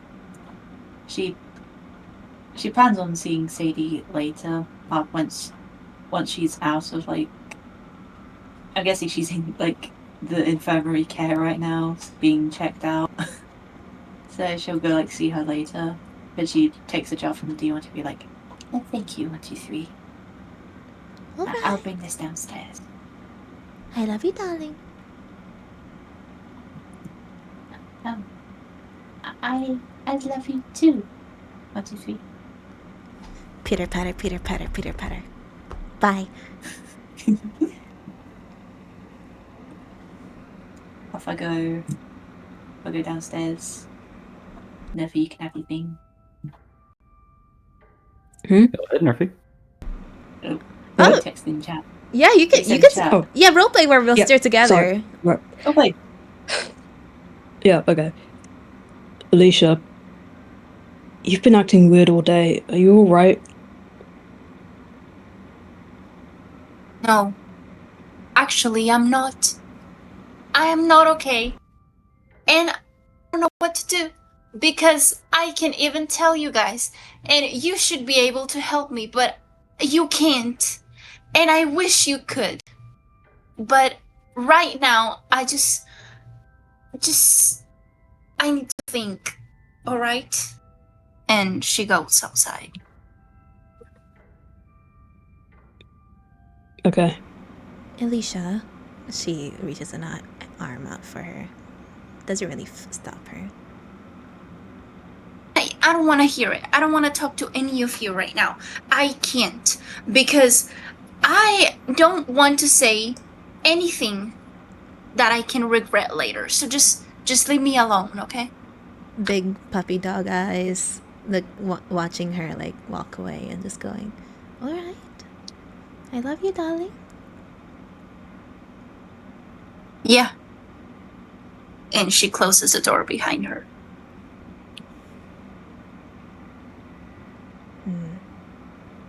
She turns to Ryan.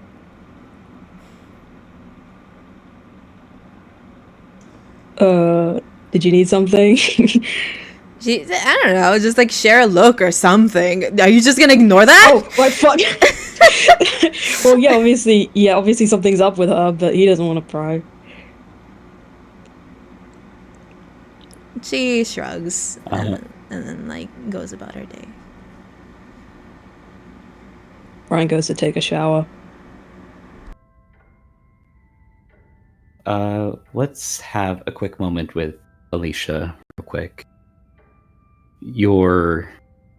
As the door closes, I assume she's kind of like leaning against it, right? I'm guessing that she went like outside, like completely outside the institute, to like whatever the garden area is, a place where there's nobody, basically. I do assume there is like a little garden-like area, for folks to kind of like sit around during their lunch breaks or to enjoy themselves after an investigation. There's like a little small fountain, and it's close to the road, so folks can like come by. Yeah. What does she do? Not even sitting in a bench. She's just like sitting somewhere close to some bushes, and she has like her face in her hands. She's like, she's just curled up, like sitting on the floor. And then she takes out her phone. She starts scrolling through her contacts. Vicky, your microphone's. Huh? What? You were kind of muffled a bit. Okay, what did you hear? What do you need me to repeat? I'm gonna need you to repeat all of that if that's all right. So did you hear when I said like, oh, she's not sitting on any of the benches? She's like sitting on the floor. Do you hear that? Yeah, I heard that. Okay. But yeah, she's just sitting on the floor and with her face on her hands. She doesn't even look distressed. She looks pissed. But she didn't want to lash out in front of everybody because she knows that whatever she says, while she's angry, she doesn't want to say anything that could like hurt anybody's feelings. So she just rather like go outside. And then she just starts like with her hands like tapping like really like tapping on the floor like really strongly like with her hands and her feet. She's like, you know what I mean? Mm-hmm. Yeah. Kind of like stimming a Until bit. yeah, but like angrily, you know? Until she stops. And she takes out her phone. And she grabs her phone. And she starts scrolling through some of the contacts.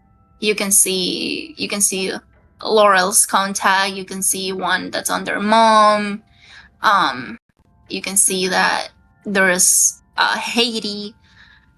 And then she stops at one that says grandfather in German. And she stares at it for a second, really thinking if she should call him or not. And she pressed the dial. And she internally says, please don't pick it up, please don't pick it up, please don't pick it up. While she dials the number. As you kind of pause at the last number to dial, press it, and it goes through. It kind of lasts for a bit, and there was hope that it would just end right there. But then you hear, "Hello?"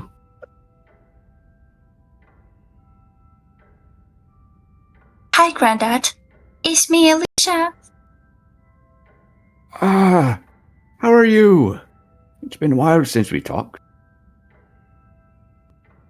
I've been so busy with everything. Just how are you? How have you been? And how is Grandma? How are you guys? Oh, we're doing fine. We just got back from a movie, actually. I forgot what it was called, but it was quite boring.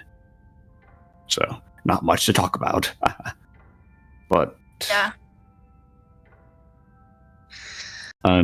You can kind of almost hear like he's shuffling some papers. You can tell he's like probably at his desk. so tell me, what's got you calling me for at this hour?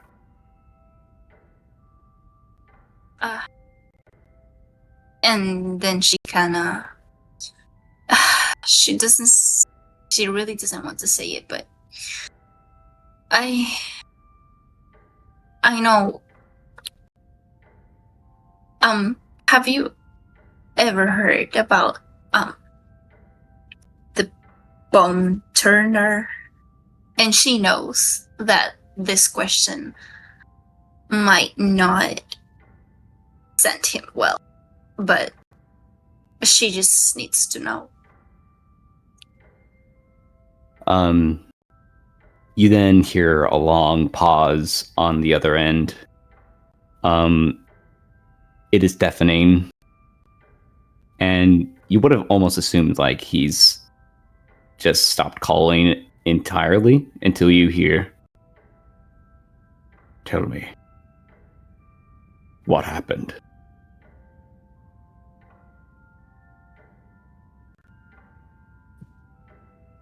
I need to know. Is the bone turner the book that my father was talking about? You can kind of hear him sigh a bit. I remember your father talking about it. Yes. We had to keep it away when it was already too late. Do you mean it's already too late? I thought it was in a safe place. I thought you had it, so nothing could ever happen again. Oh, I'm sure of it. We're keeping it locked and safe here. It is far from anywhere the public can access it. Okay.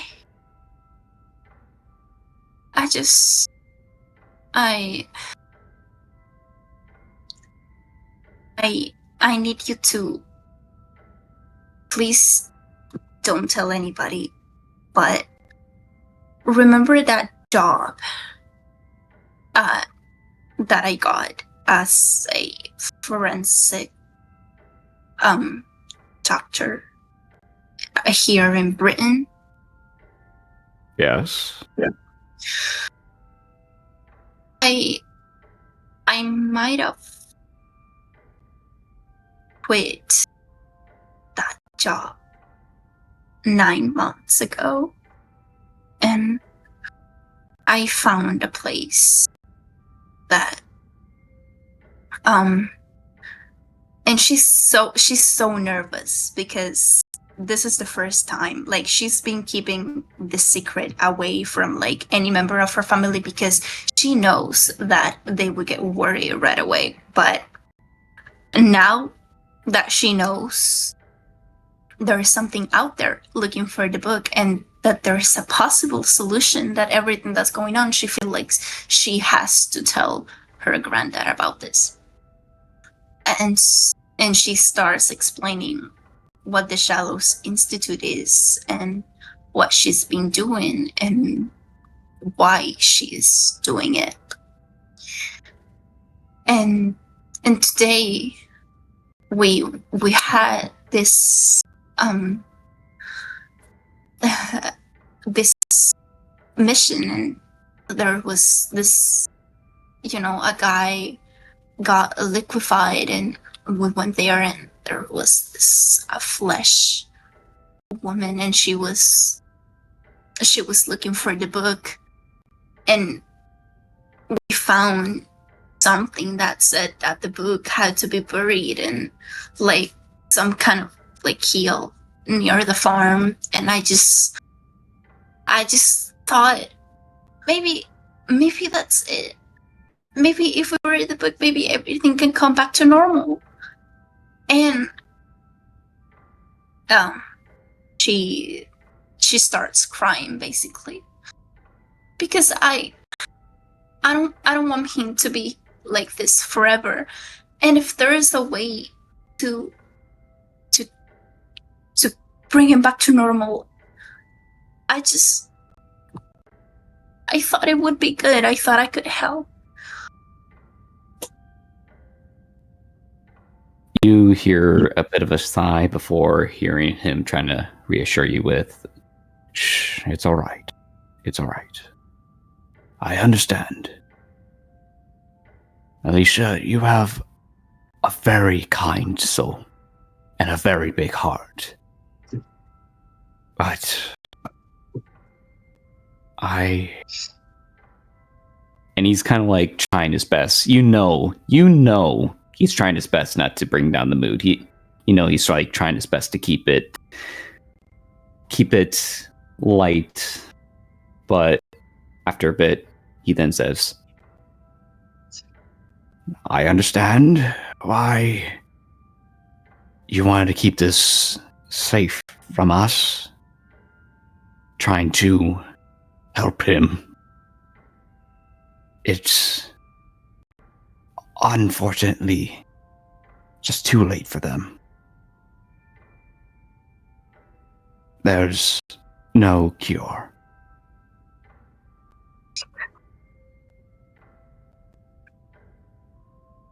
It has to be one. It's not fair. I know. It's just not fair. He's supposed to be, he's supposed to be living a normal life. He's just supposed to be, he shouldn't have to worry about whether or not he'll die because he doesn't get to feed enough every day. I don't want him to have nightmares anymore. I don't want him to hear voices anymore. And every so often days he has to go away because otherwise he cannot do what he's supposed to do, and he's just supposed to be at home. Like, I just want him to, be a normal grandfather when I have kids, and it's just not fair because they've done so much. They should be able to live a normal life. I don't want him to die like this.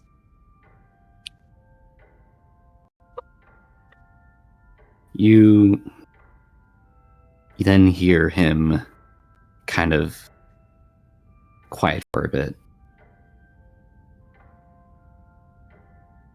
I know. I'm sorry. I am so sorry, my girl. But sometimes, And you just hear a long sigh. I know the pain. I want what's best for him. I want him safe too, as much as you do. And I very much wish, all of this would be resolved. But he's made his decision, and he didn't know at the time. And I'm very, very sorry.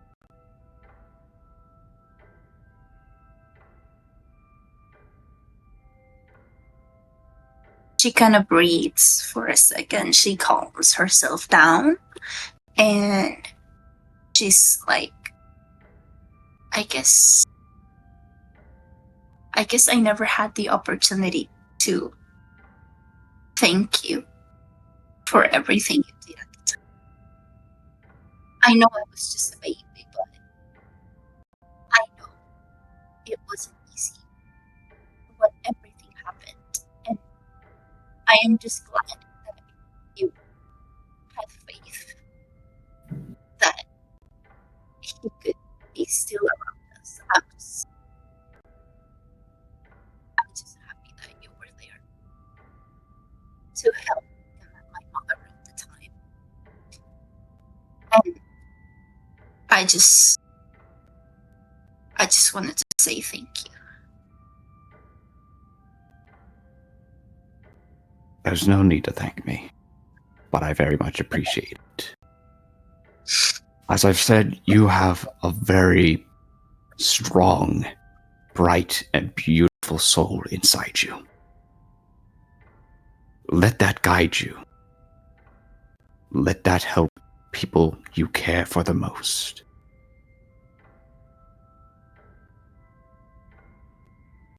You're a good girl. No, not a good girl. You're no longer young. You're a good woman. A very strong, courageous one.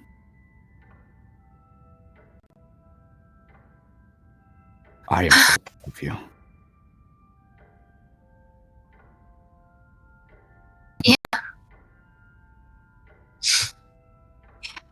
I guess I got that back from my mama. She was always a brave one, especially when she was your age. Yeah.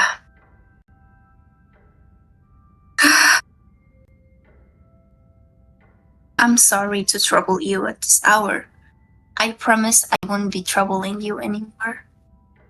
No, Alicia. You are never troubling me. You can call me anytime you want. I will always be there for you. You're not a burden. Don't ever think of that. Thank you. Well, I think I just have to go back home and relax a little bit. I wish you and Grandma a good night. And hopefully next time you go to the cinema, it's gonna be more interesting. Although I think that with all the things that you have seen in your life, barely anything else can surprise you at this point. Even at this age, you can find something interesting with something moving. Right. I love you. I love you, girl. Me too. I promise to call you back more often. I'll always be here. Remember that. Oh. Just Have a... Yes. Just one thing's for sure. I know I can't change your path, your decision, or anything. And I don't want you.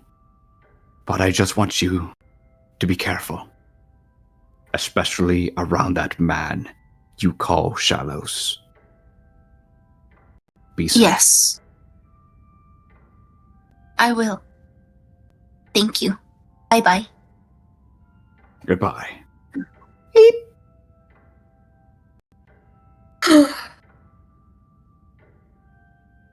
Man, I thought he was gonna be so mad. But I guess with the kind of things he's done, he has to have a lot of patience. Alicia feels relieved that she was finally able to tell someone. Although, it's not fair, because technically, his grandfather already knew half of what was happening. But she still feels relieved by the thought of at least one person knowing the full story. And she stands up and she kind of like cleans herself a little bit from the dirt that was on the floor.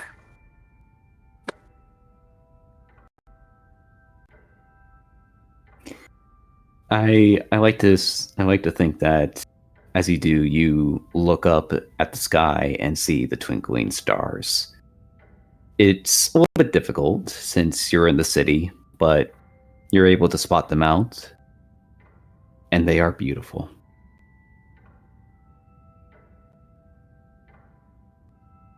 Let us head over to Nathaniel. You forgot Lorelai. You forgot Lorelai. You forgot Lorelai. My bad. Lorelai. It's fine. I can have my scene after Nathaniel. I was about to say, I can't fucking top that. That was amazing. I can't top that either. That was so good. Neither of us could top that. That was peak. Thank you, guys. Thank you. I was very nervous. Thank you. Holy, hold on. I will take my time. I just wanted to say, holy fucking shit, that was amazing. Oh god, these tears, where did they come from? For real. My wig snatch. This was great. But I will say, I'll say that me going down to the artifact storage. There's nothing really important from there, so you can just have like Nathaniel with Argyle, and then I can just come in with Argyle. So. Alrighty. Okay, hold on. Okay. Just It give me flows one nicely. moment. I will just 1 sec. I'm not like getting up. I'm just doing. Okay. I'm just gonna tell you something in DM. Teehee. Teehee. Real quick, I also too want to say, Vicky, beautiful. Like, Oscar awarding beautiful. Thank you. You see, it seems like crying, it's the only thing that I can, like, induce at the moment. So that helped. It's like the only thing I know how to act. Everything else, I don't know what to do. But crying, I can do. Yeah, thank you. It's a skill. I'll give you that. All right. So when you see that, you can tell me. I'm ready. After you see that, you see it. I see it. I'm gonna go up real quick and like.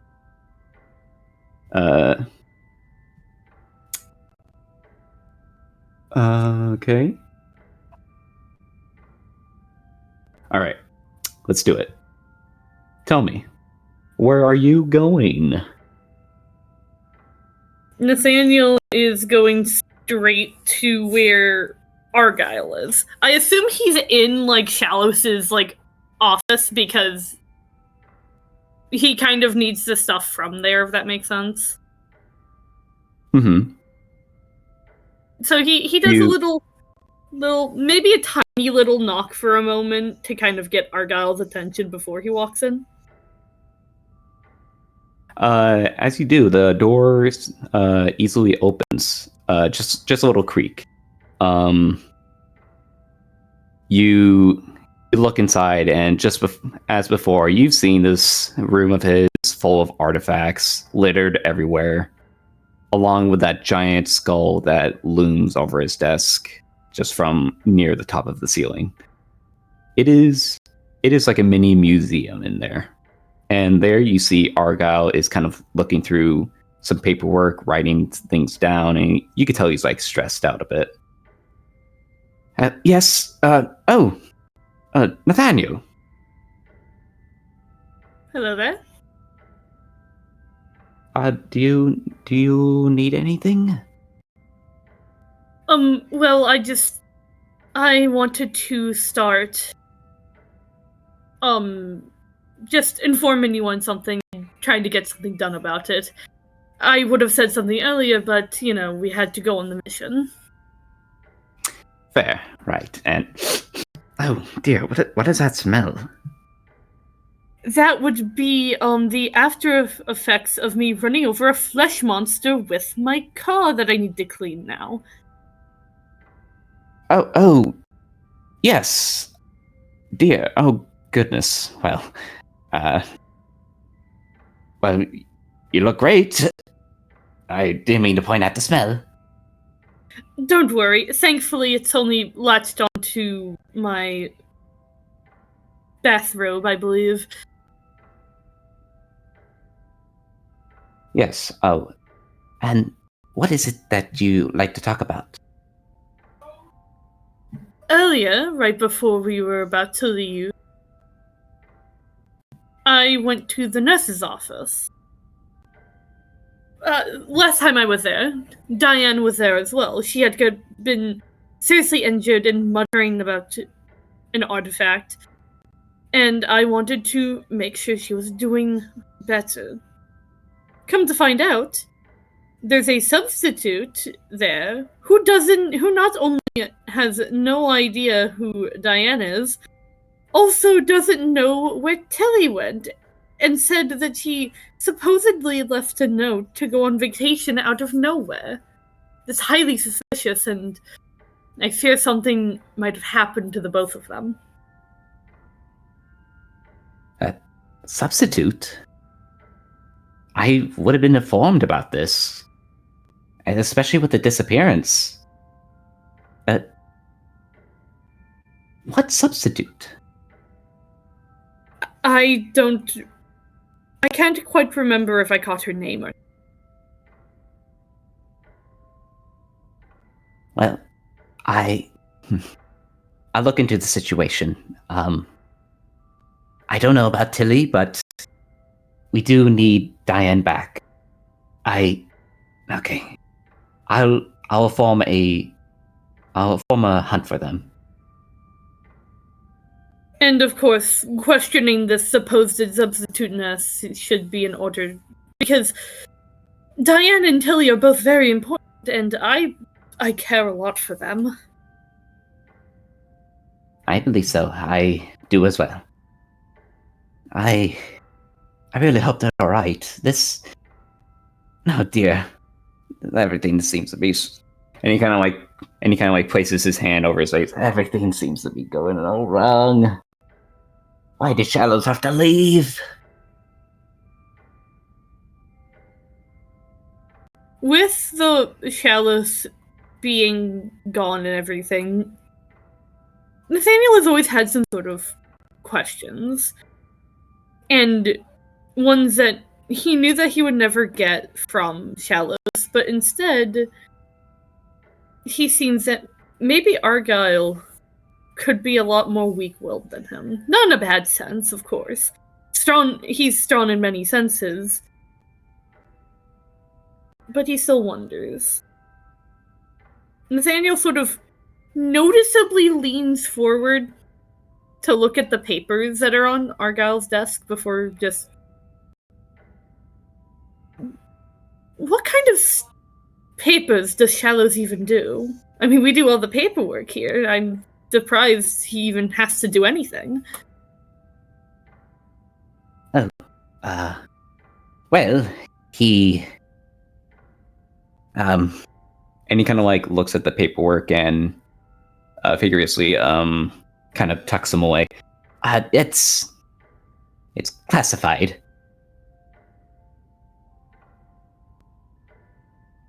Well, I know it's classified, but not even any sort of implications. Like, that man knows a lot more than we do, and maybe he knows something that even the people who have worked here the longest don't know about. Are you trying to like to get some insight through him? A little bit. I say like he is kind of sweating a bit.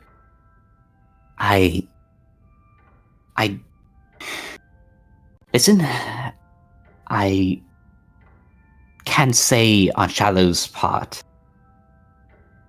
All I can say is that his work is important. And I can't spill out whatever it is.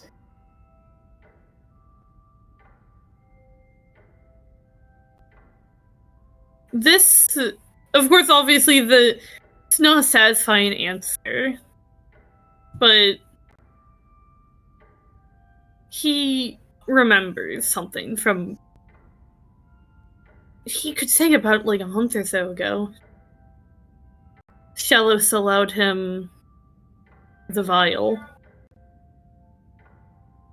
And that made him ask a question. He said it before he could think about it. Think about the implications of even it. Do you know about the blood vial? The blood vial? Oh,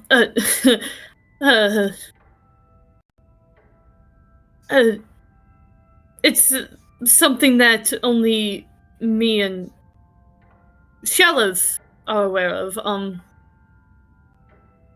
A little bit at a time, he allows me to see a special vial of blood, and Nathaniel kind of nervously taps his fingers against the desk, not wanting to be discreet as to what it was exactly.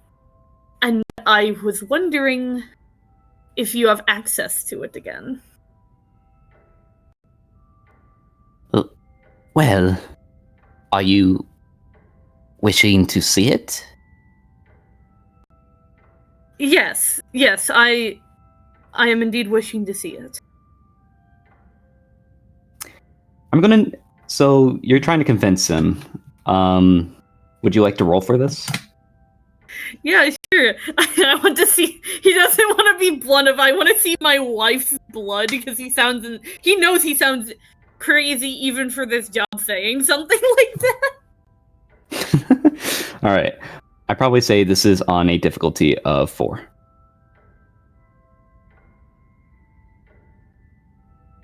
Alright.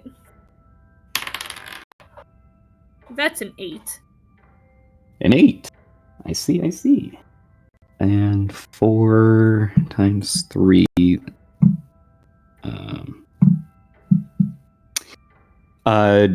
Do you wish to reroll, or I will reroll.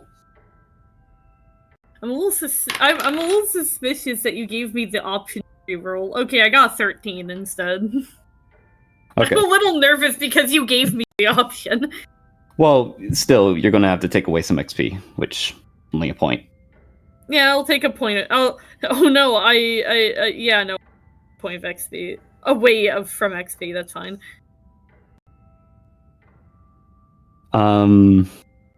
The reason why is you'll see. He looks at you nervously and takes a breath and says, Okay, let me go grab it real quick. and he turns around and shifts a few of the artifacts to the side, and you see the same safe that Shallows kind of look through. He does like a code that is hidden from behind him or in front of him, since he's looking at it. He, with the shh, as it opens up, he then takes out the vial, and you see in there a few items that are kind of hidden. He then turns to you and says, I don't know why you want to see it, besides memories and nostalgia. I'm sorry about Caroline. I'm gonna ask an out-of-character question. Would Nathaniel know that Argyle knows whose blood this is? I'm just wondering. Because that would depend on the reaction I give. I say yes, because of what he just said. You actually kind of notice he slipped a bit and is kind of like a bit nervous.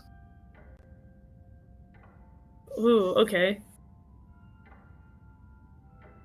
Nathaniel takes it, but as he's sort of holding it and caressing it with his thumb, he looks at Argyle, thinking he's acting strange. I know that you know what this is, but why the look? Why the look?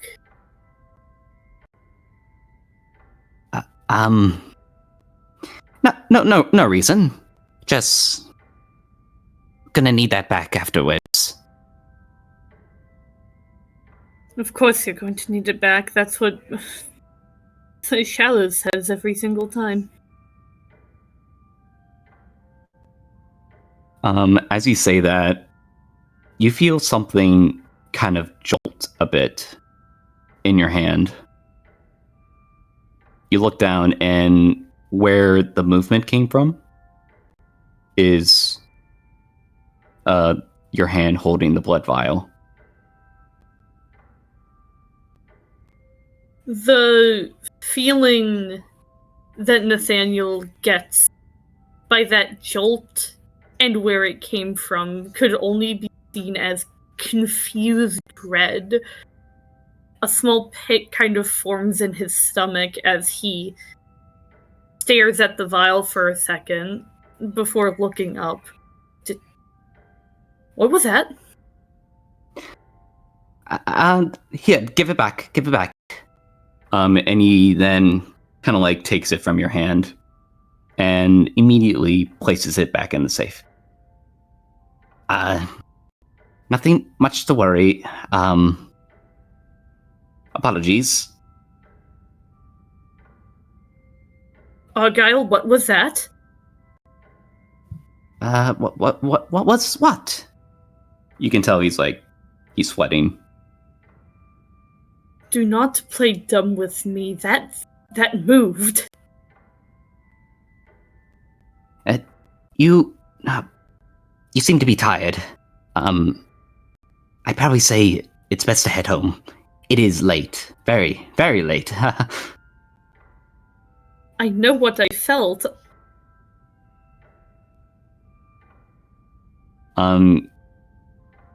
He looks at you and he tries to turn to your direction. And you can tell he's trying to give himself confidence into his manager kind of position and says, "Listen, Nathaniel, I appreciate your visit and your curiosity, but I say this is adjourned. Have a good night."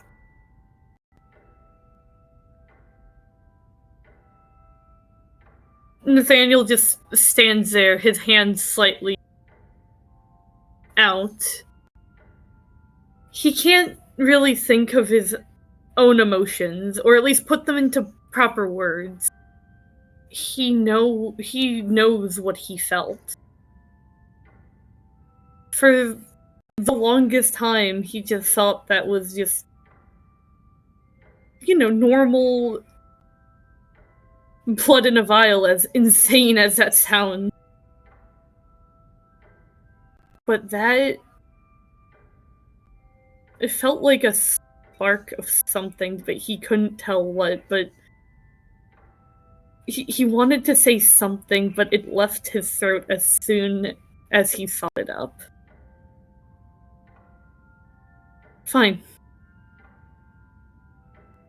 But you can tell me anything, right?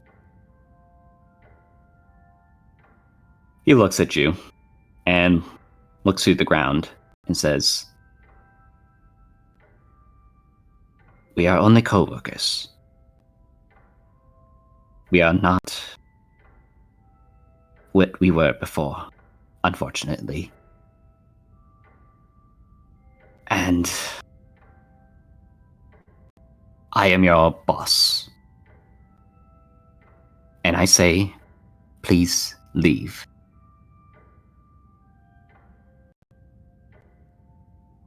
Nathaniel clenches his fist, clearly enraged.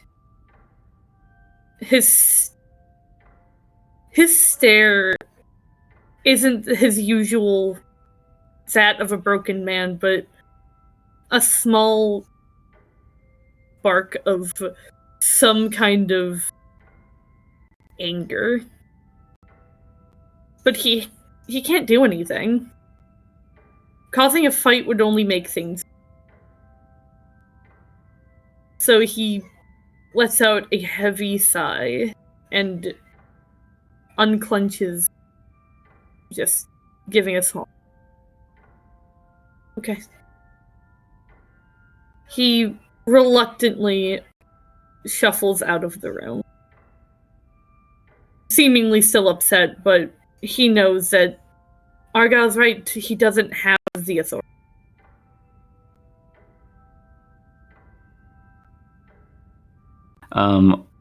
Argyle then kind of gestures with his eyes towards the exit and says, Have a good night.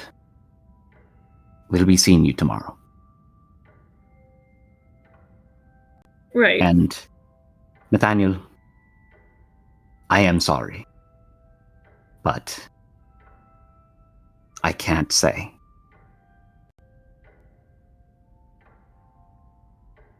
I'm sure I'll find out. I hope you won't.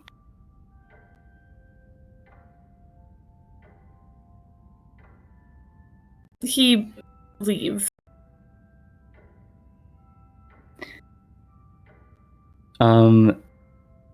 As you leave, you kind of pass by Lorelei, who's nearing the office. Lorelei, you kind of see Nathaniel walk by.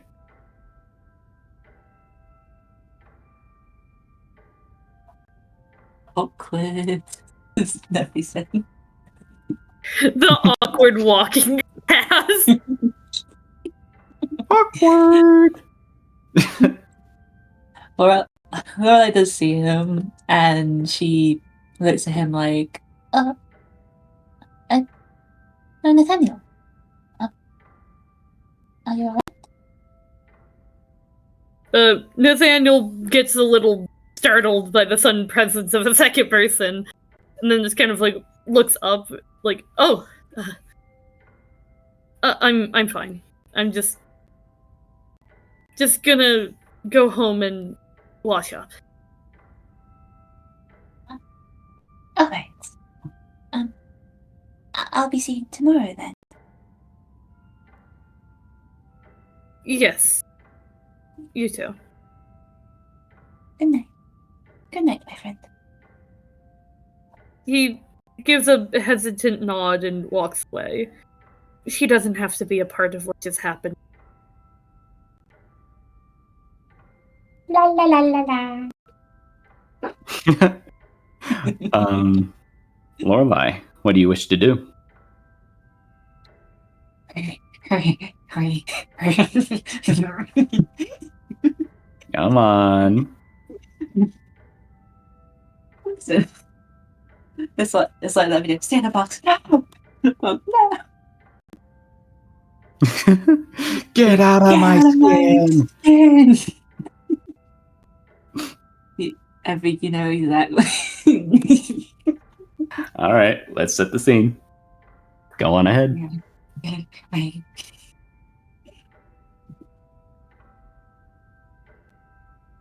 Well, maybe you could talk after Mushy. Like, there'll be too many. I guess I'll just my plan. Yeah, you can still have it. Yeah. So, oh my god. Someone donated 85 Ko-fis. Anyway, so that would be Nathaniel talking to Argyle, Lorelai talking to Argyle, D123 talking to Argyle. That would be a lot. So I think I'm gonna have to change. I'll play it. You can like think about it. But I'm happy if you want to like talk to Argyle afterwards. Hey. Anyways, back to Yeah. He goes to Shadows' office where he is. No. Nathaniel, if that's you, I'm sorry, but we can't talk right now.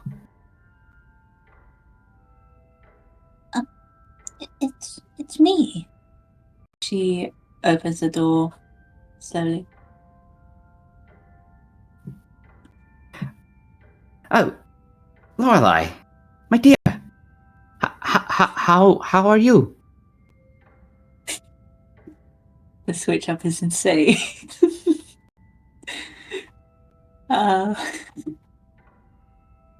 She blushes. Seeing him. She looks kind of tired from mentally tired from the investigation that they've done. But she like walks in and she smiles at him and she's like, I felt worse. That's how this job usually is. But I didn't expect you to be in Charles's office. I can find you in yours. Oh, well, just needed to catch up on his paperwork. He gave me a call not too long ago to tidy things up.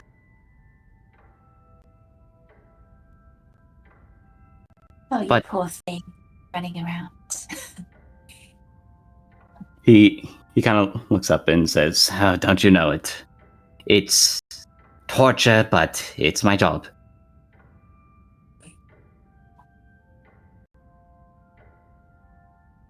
Indeed.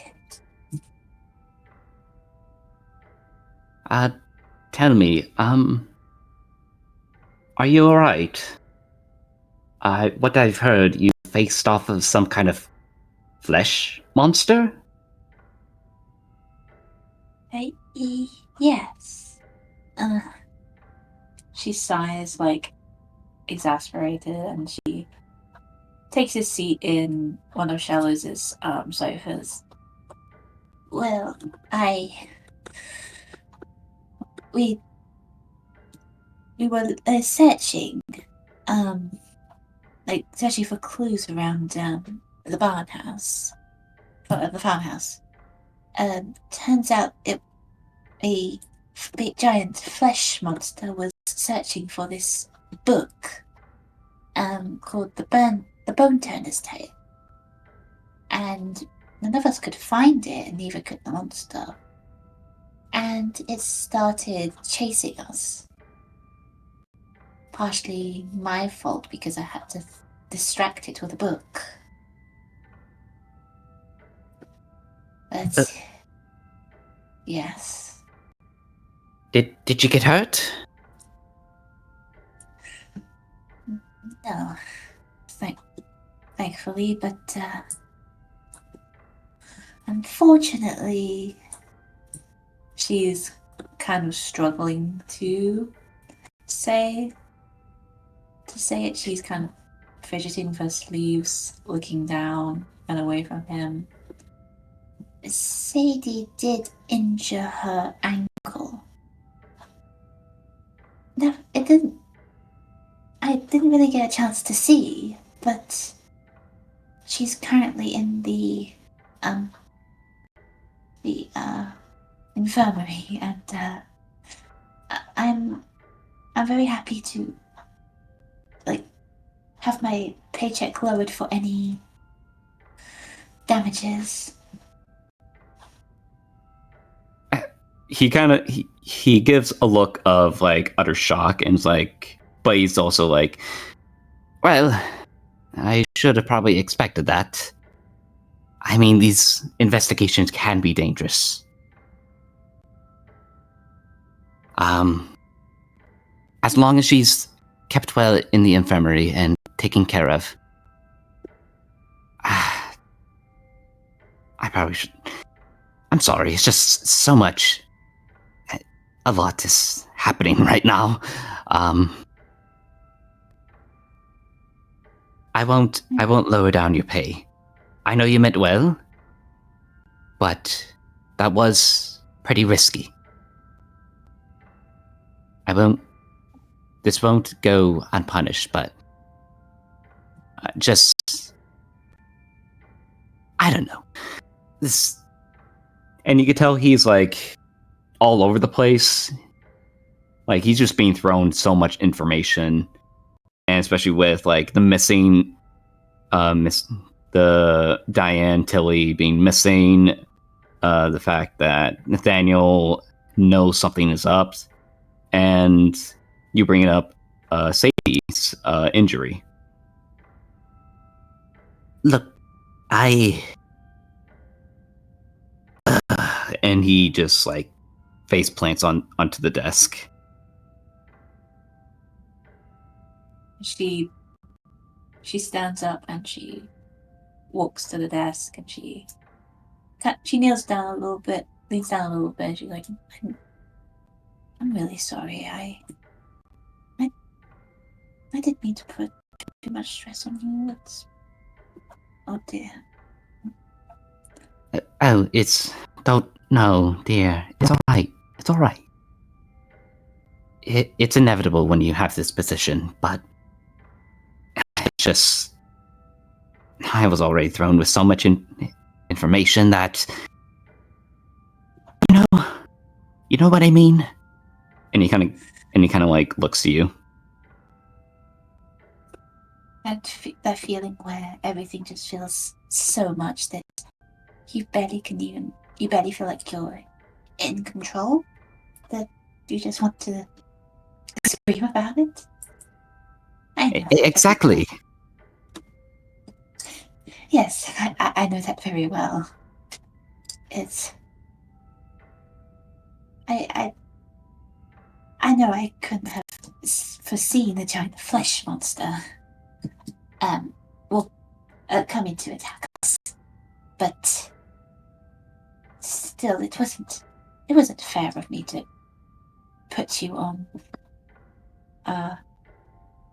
the spot earlier today with Sadie. I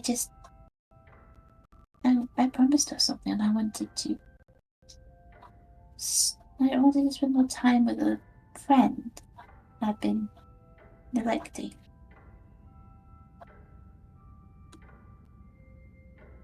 I understand, but she's not trained. She's not a professional. She's a librarian.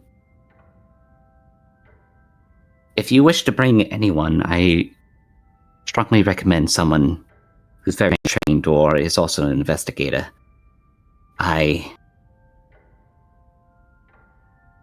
But I understand. You just gotta be careful. You're not in trouble if that's what you're thinking.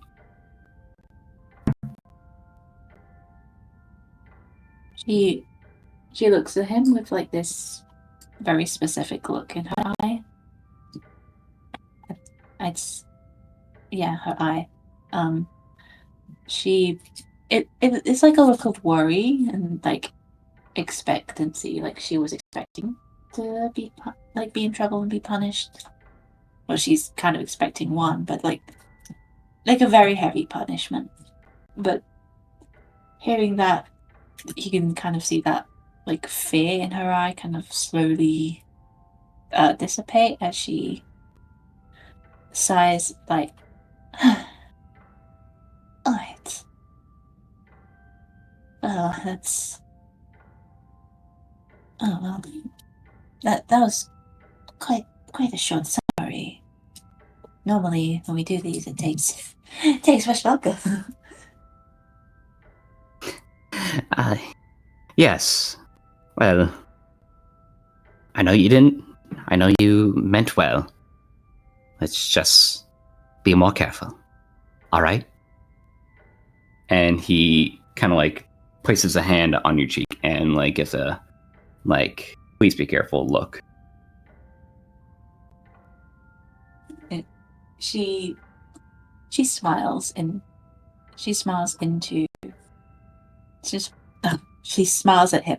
She smiles at him, and he does see and feel her lean into his hand.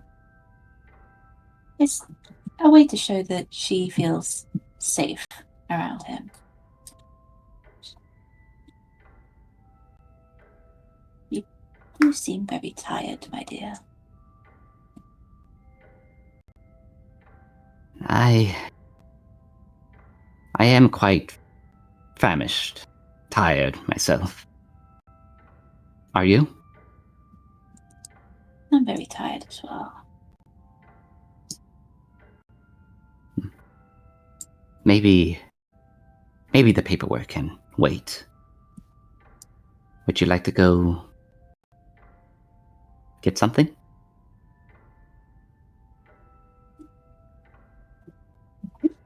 She smiles pretty widely at that. I would love that. Anywhere in mind? I wouldn't mind. And he kind of like presses his head against yours.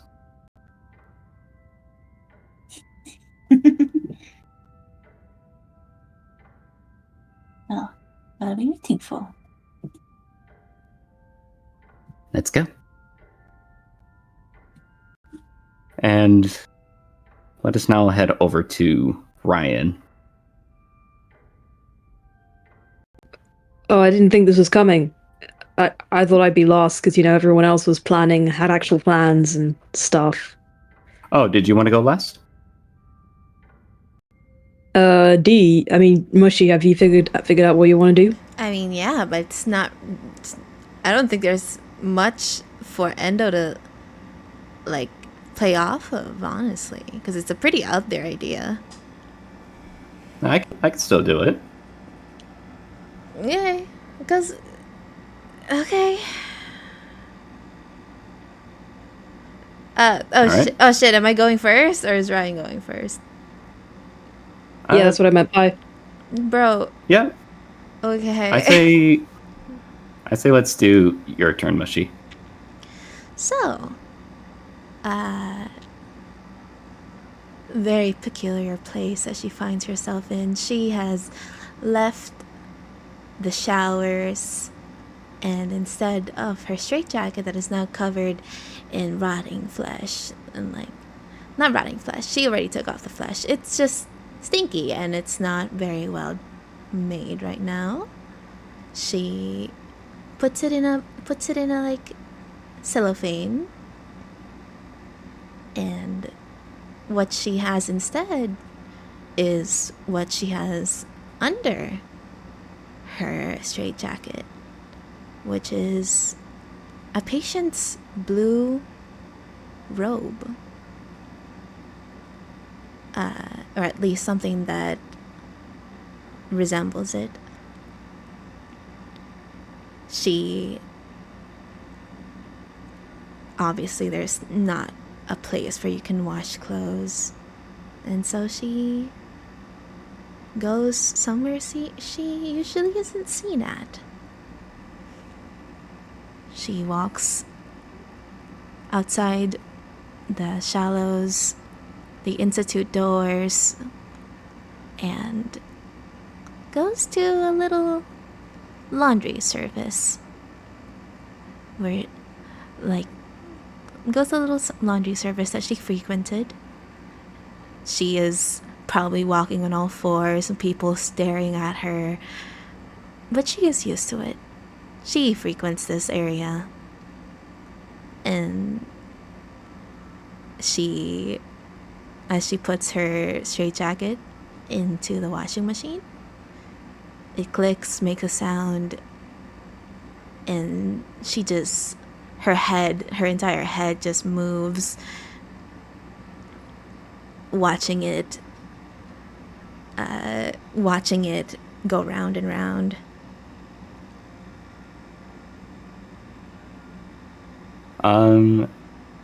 As you do, you see the clothes washing around and around and around, almost kind of in a dizzying sense, but you're oddly able to focus, or not really oddly. It is quite entertaining, actually. Reminds her of the clock. It does. As you do, actually, you then hear someone open up the washing machine next to you,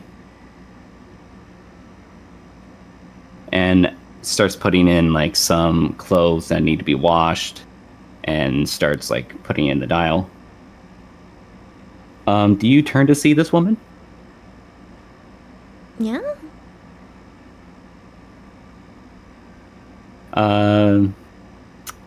You turn around, and at first, you just think, nah, it can't be. But when they then turned to you, they said, Nicole? She squints. Can you describe to me how Rania looks and what she usually wears? Oh! Shit! You thought I couldn't build off of it, huh? Oh, fuck! Holy shit! We did not discuss this. Endo and I did not discuss this at all. You just did that! Hit you with the double whammy right there. Indeed. Ranya's the blonde one, yeah. Ranya is... It's laundry day, so she's not wearing anything. She's usually like a pretty well-dressed, like she's clearly like a wealthy individual, but it's laundry day. She's probably not wearing anything special, putting in her laundry and Norathel's laundry. Oh my god. She's a very posh woman. Rania looks at you and says, Nicole? Who are you? It's me, Rania. Blinks. Confused. She kind of smiles a bit, and she knows what's happening. And then she kind of like kneels down to your height and pulls out her strawberry necklace. Remember? Oh. Oh. She is so filled with so many emotions. Oh, darling.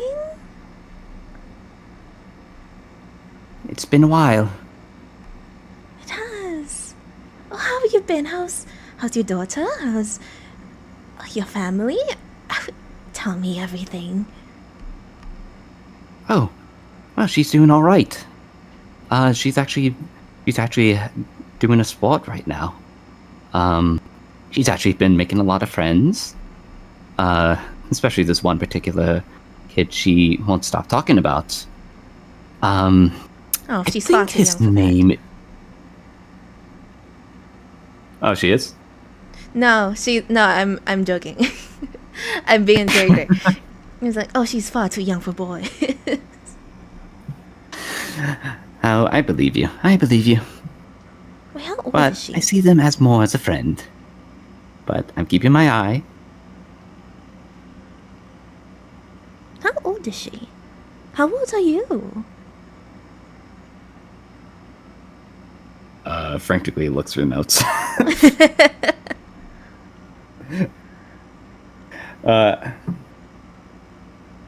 I don't know how old they are, actually. Sorry. No, I forgot. It's been a while. I don't mind. You're giving me fan service. Let's say that she does say both of their ages, and and you understand. But how have you been? It's been a long while. I haven't seen you ever since. Oh, I had a good day at work. Ooh, let's just ignore the blood in the washing machine. It was a good day at work. I don't have much to say. Someone got into a bit of an accident, but they enjoyed it. And then my friends had a bit of drama. And then there's this and that. And ooh, I have so much to fill you in on. Oh, what is this job? Oh, don't get me started. Don't get me started. Ooh. Let's talk about something else. Now. All right. Well, I will say that it's been oddly normal. I mean, normal as it can be. It seems so crazy to see you after all these years. I'm so glad you're safe. And she kind of like gives you a warm smile. Are you happy, darling? Well, I am. But it is not the same without you. Northel does mention you. We miss you.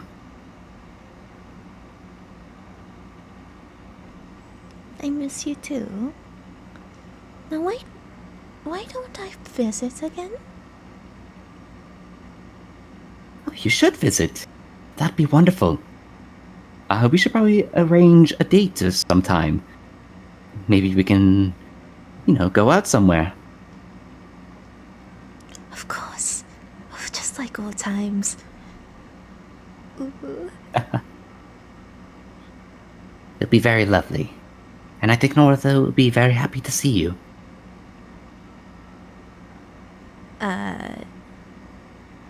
She kind of like, what do you call it? She kind of squirrels over to her to kind of like for a hug. Mm-hmm. Like a little creature. Like a little creator. Yeah. I believe Rania, is she known for hugs? I'm pretty sure they're like close enough to like already catch the signal and then welcome it. Yeah. She gives a hug back. Then here. Sorry, what does that smell? What smell? That smell, it smells rotten. Oh, you see, I thought I was hallucinating that. Oh dear, are you alright? You know me. And then she kind of like looks towards the washing machine and sees like it kind of staining a little bit of red. Do I need to ask? Now that would be quite embarrassing. Don't ask a woman that. I think I had my period. I see. But it doesn't explain the smell. I won't pry. And you can kind of see she's like somewhat fidgeting with the strawberry a bit. You can tell she is a little bit worried. You want to bite it?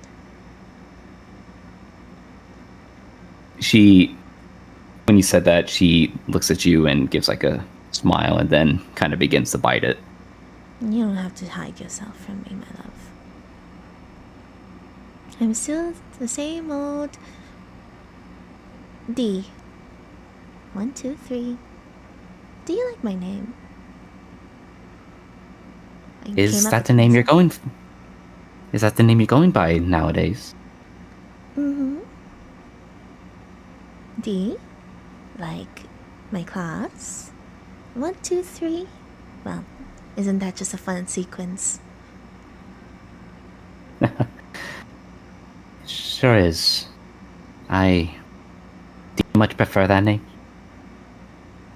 Yeah, I do. Most everyone calls me that now. I like that they respect it. Well, I'll respect you. But I'll still know you as who you are. My friend. She gives her a smile.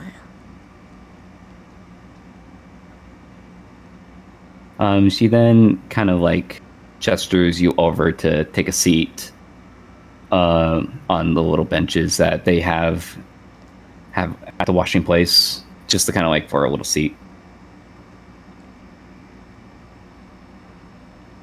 It's like, You know, it is a little bit difficult nowadays getting back into society after what happened. I know it's been a long while, but still, I can't help but remember how isolating it can be. Do you still feel isolated, darling? she bites her strawberry before nodding. No. Well, I don't. I really should visit more. Maybe I can help.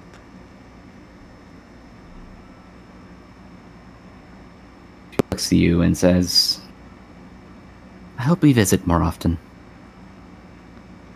Continue. You've really made you really made an impact in our lives. As you have with mine. She clears her throat, and then, like, to lighten up the mood a little, she, like, nudges her shoulder to hers. Any friends? Any men? She says, like, the men part and like, a little, yeah, you better hope not. I better hope not. You can tell, like, she doesn't need to roll her eyes at you. She continues the conversation, and as we see the two of you speaking, we leave out the window. It is a nice moment. After a long time of not being able to see each other, it is a comforting moment. Let us head over to Ryan. Rania becomes the reason why D123 finally gets a fucking phone so she can call her. He doesn't have a phone. She never had a phone. Oh my god, she's gonna be such a boomer. Rania. She can call for so many pizzas. That's why she goes missing so easily. Yeah. It's just convenient. Rania, what is a Wi-Fi?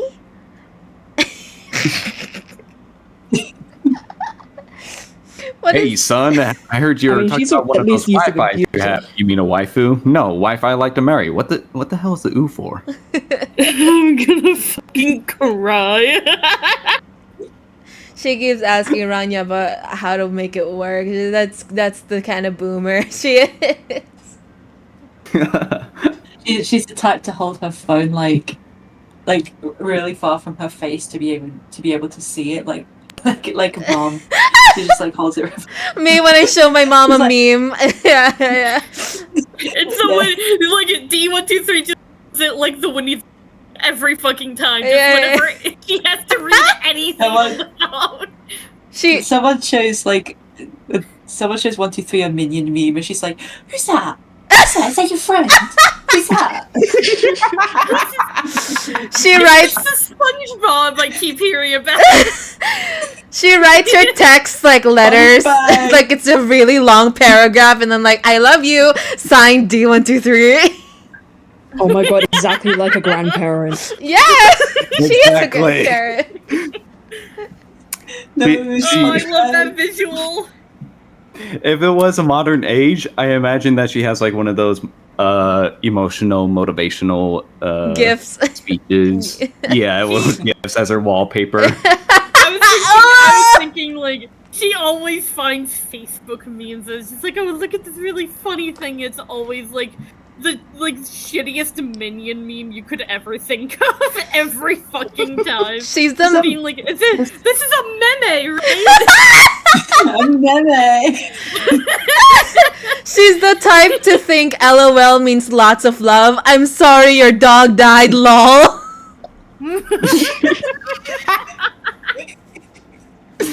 All right. Okay, last one.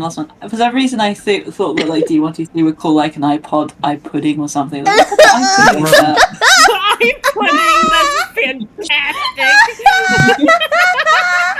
I love this. Oh god, new arc. God, yes. Oh my god, technology arc for D. Yes. Boomer arc. The boomer Oh, arc. Trauma with technology. All she knows is those old recordings and like laptops, but even then she doesn't know shit about laptops. Just the necessities for work. Everything else is out of her disposal. Nerfy, why the fuck did you send tampon Pomni?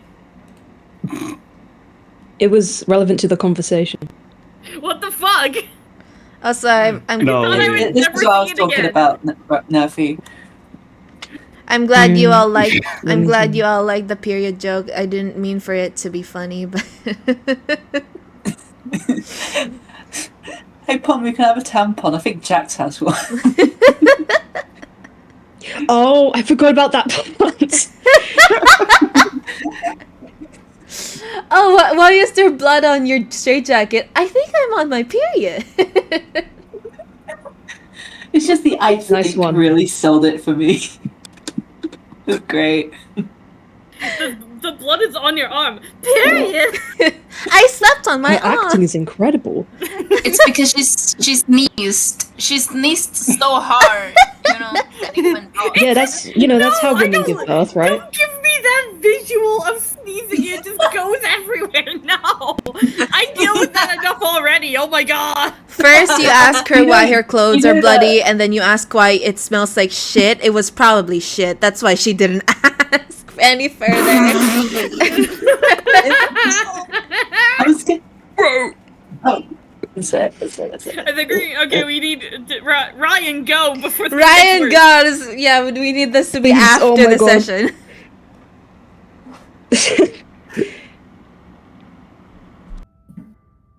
All right.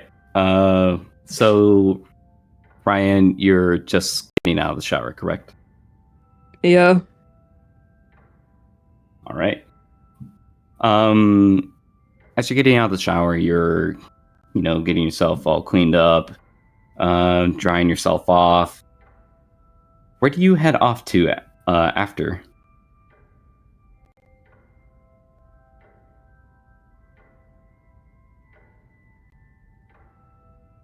Uh, um, Need a moment? where am I headed after? You had like 30 minutes to think. You motherfucker. You didn't think of nothing. Like I said, I didn't plan anything. Okay, whatever. Just go to his office, I guess. As you're Boo. heading to your office, you open it. You open it up, That was and wasn't as you open it up, you see your office. It is just as the same before, a little bit cleaned up. So you assume like the janitor probably came by and cleaned up your office a bit. Fuck that guy. And you looking around, you notice how oddly dim the room is. He turns on the light, like You do, and it turns up again. You kind of look around and you see like the couch you sleep on, punching bag. Honestly, it just seems like a pretty normal space, a comfortable space you've recognized before. great. I guess this is where the session ends then. Hey, I got an idea. Keep going. Okay. So What do you mean going to? Oh yeah. Yeah, what do you wish to do? What do I wish to do?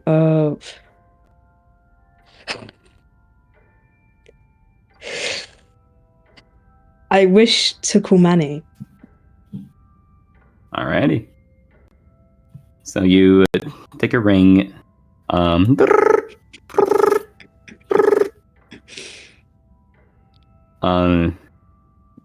And you hear it picked up. Hello? Hey, hi. Hey, how are you? Oh, okay. It was a bit of a rough day, but that's how things are around here. I can tell. Run into anything spooky? Anything scary? You should say you could say that. Well, how have you been? Well, now that I'm not covered in rotting flesh, a lot better. I've been meaning to ask you though. Yeah, right. How is Protea? Is she doing all right? Well, Yeah, we've been keeping an eye on her. We've talked to the police, and they're still looking for those cultists out there, but we haven't had much trouble. She seems to be sleeping soundly. Daniel has also been doing well. Actually, yeah, he's got a game sometime tomorrow. I actually wanted to call you if you want to come and see. Absolutely. Yeah, just let me know when I need to get there. Yeah. I'll make sure to bring some snacks. You can't really trust like the vendors over there. They cost a bit nowadays. Yeah. And I was also wondering, maybe I want to take up on that offer and grab some coffee. Yes. Please.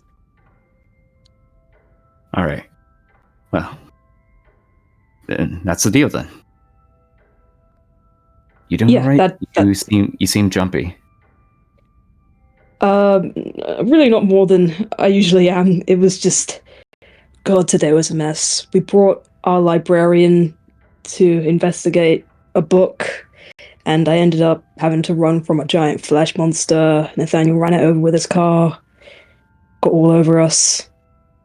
Stank to high heaven too. Well, if I would have heard that before everything happened, I wouldn't have believed you. Oh, jeez. Are you not hurt at least? Oh yeah, surprisingly, I got out unscathed. I'm a bit worried about Dee. She seemed to have taken a hit, but everyone seems fine enough. I see. Well, it is getting pretty late, but I'll see you tomorrow. Yeah, I can't wait. Oh, one more thing. Mm-hmm. Don't fall asleep tonight.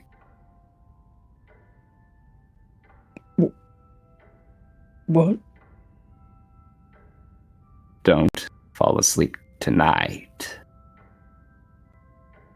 Oh, for fuck's sake! You again! Give it a rest, buddy! Sorry, yeah.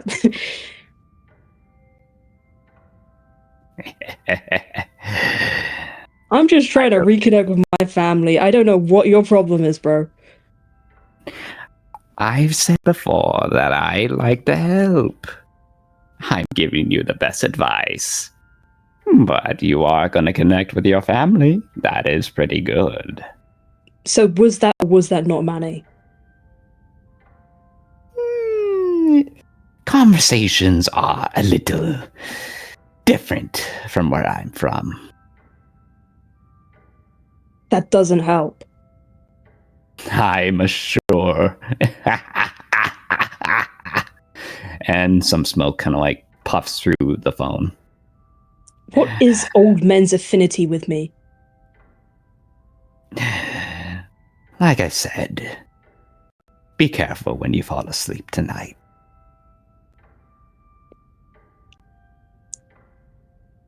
So Manny's still up for that, like coffee and soccer thing, right? Right.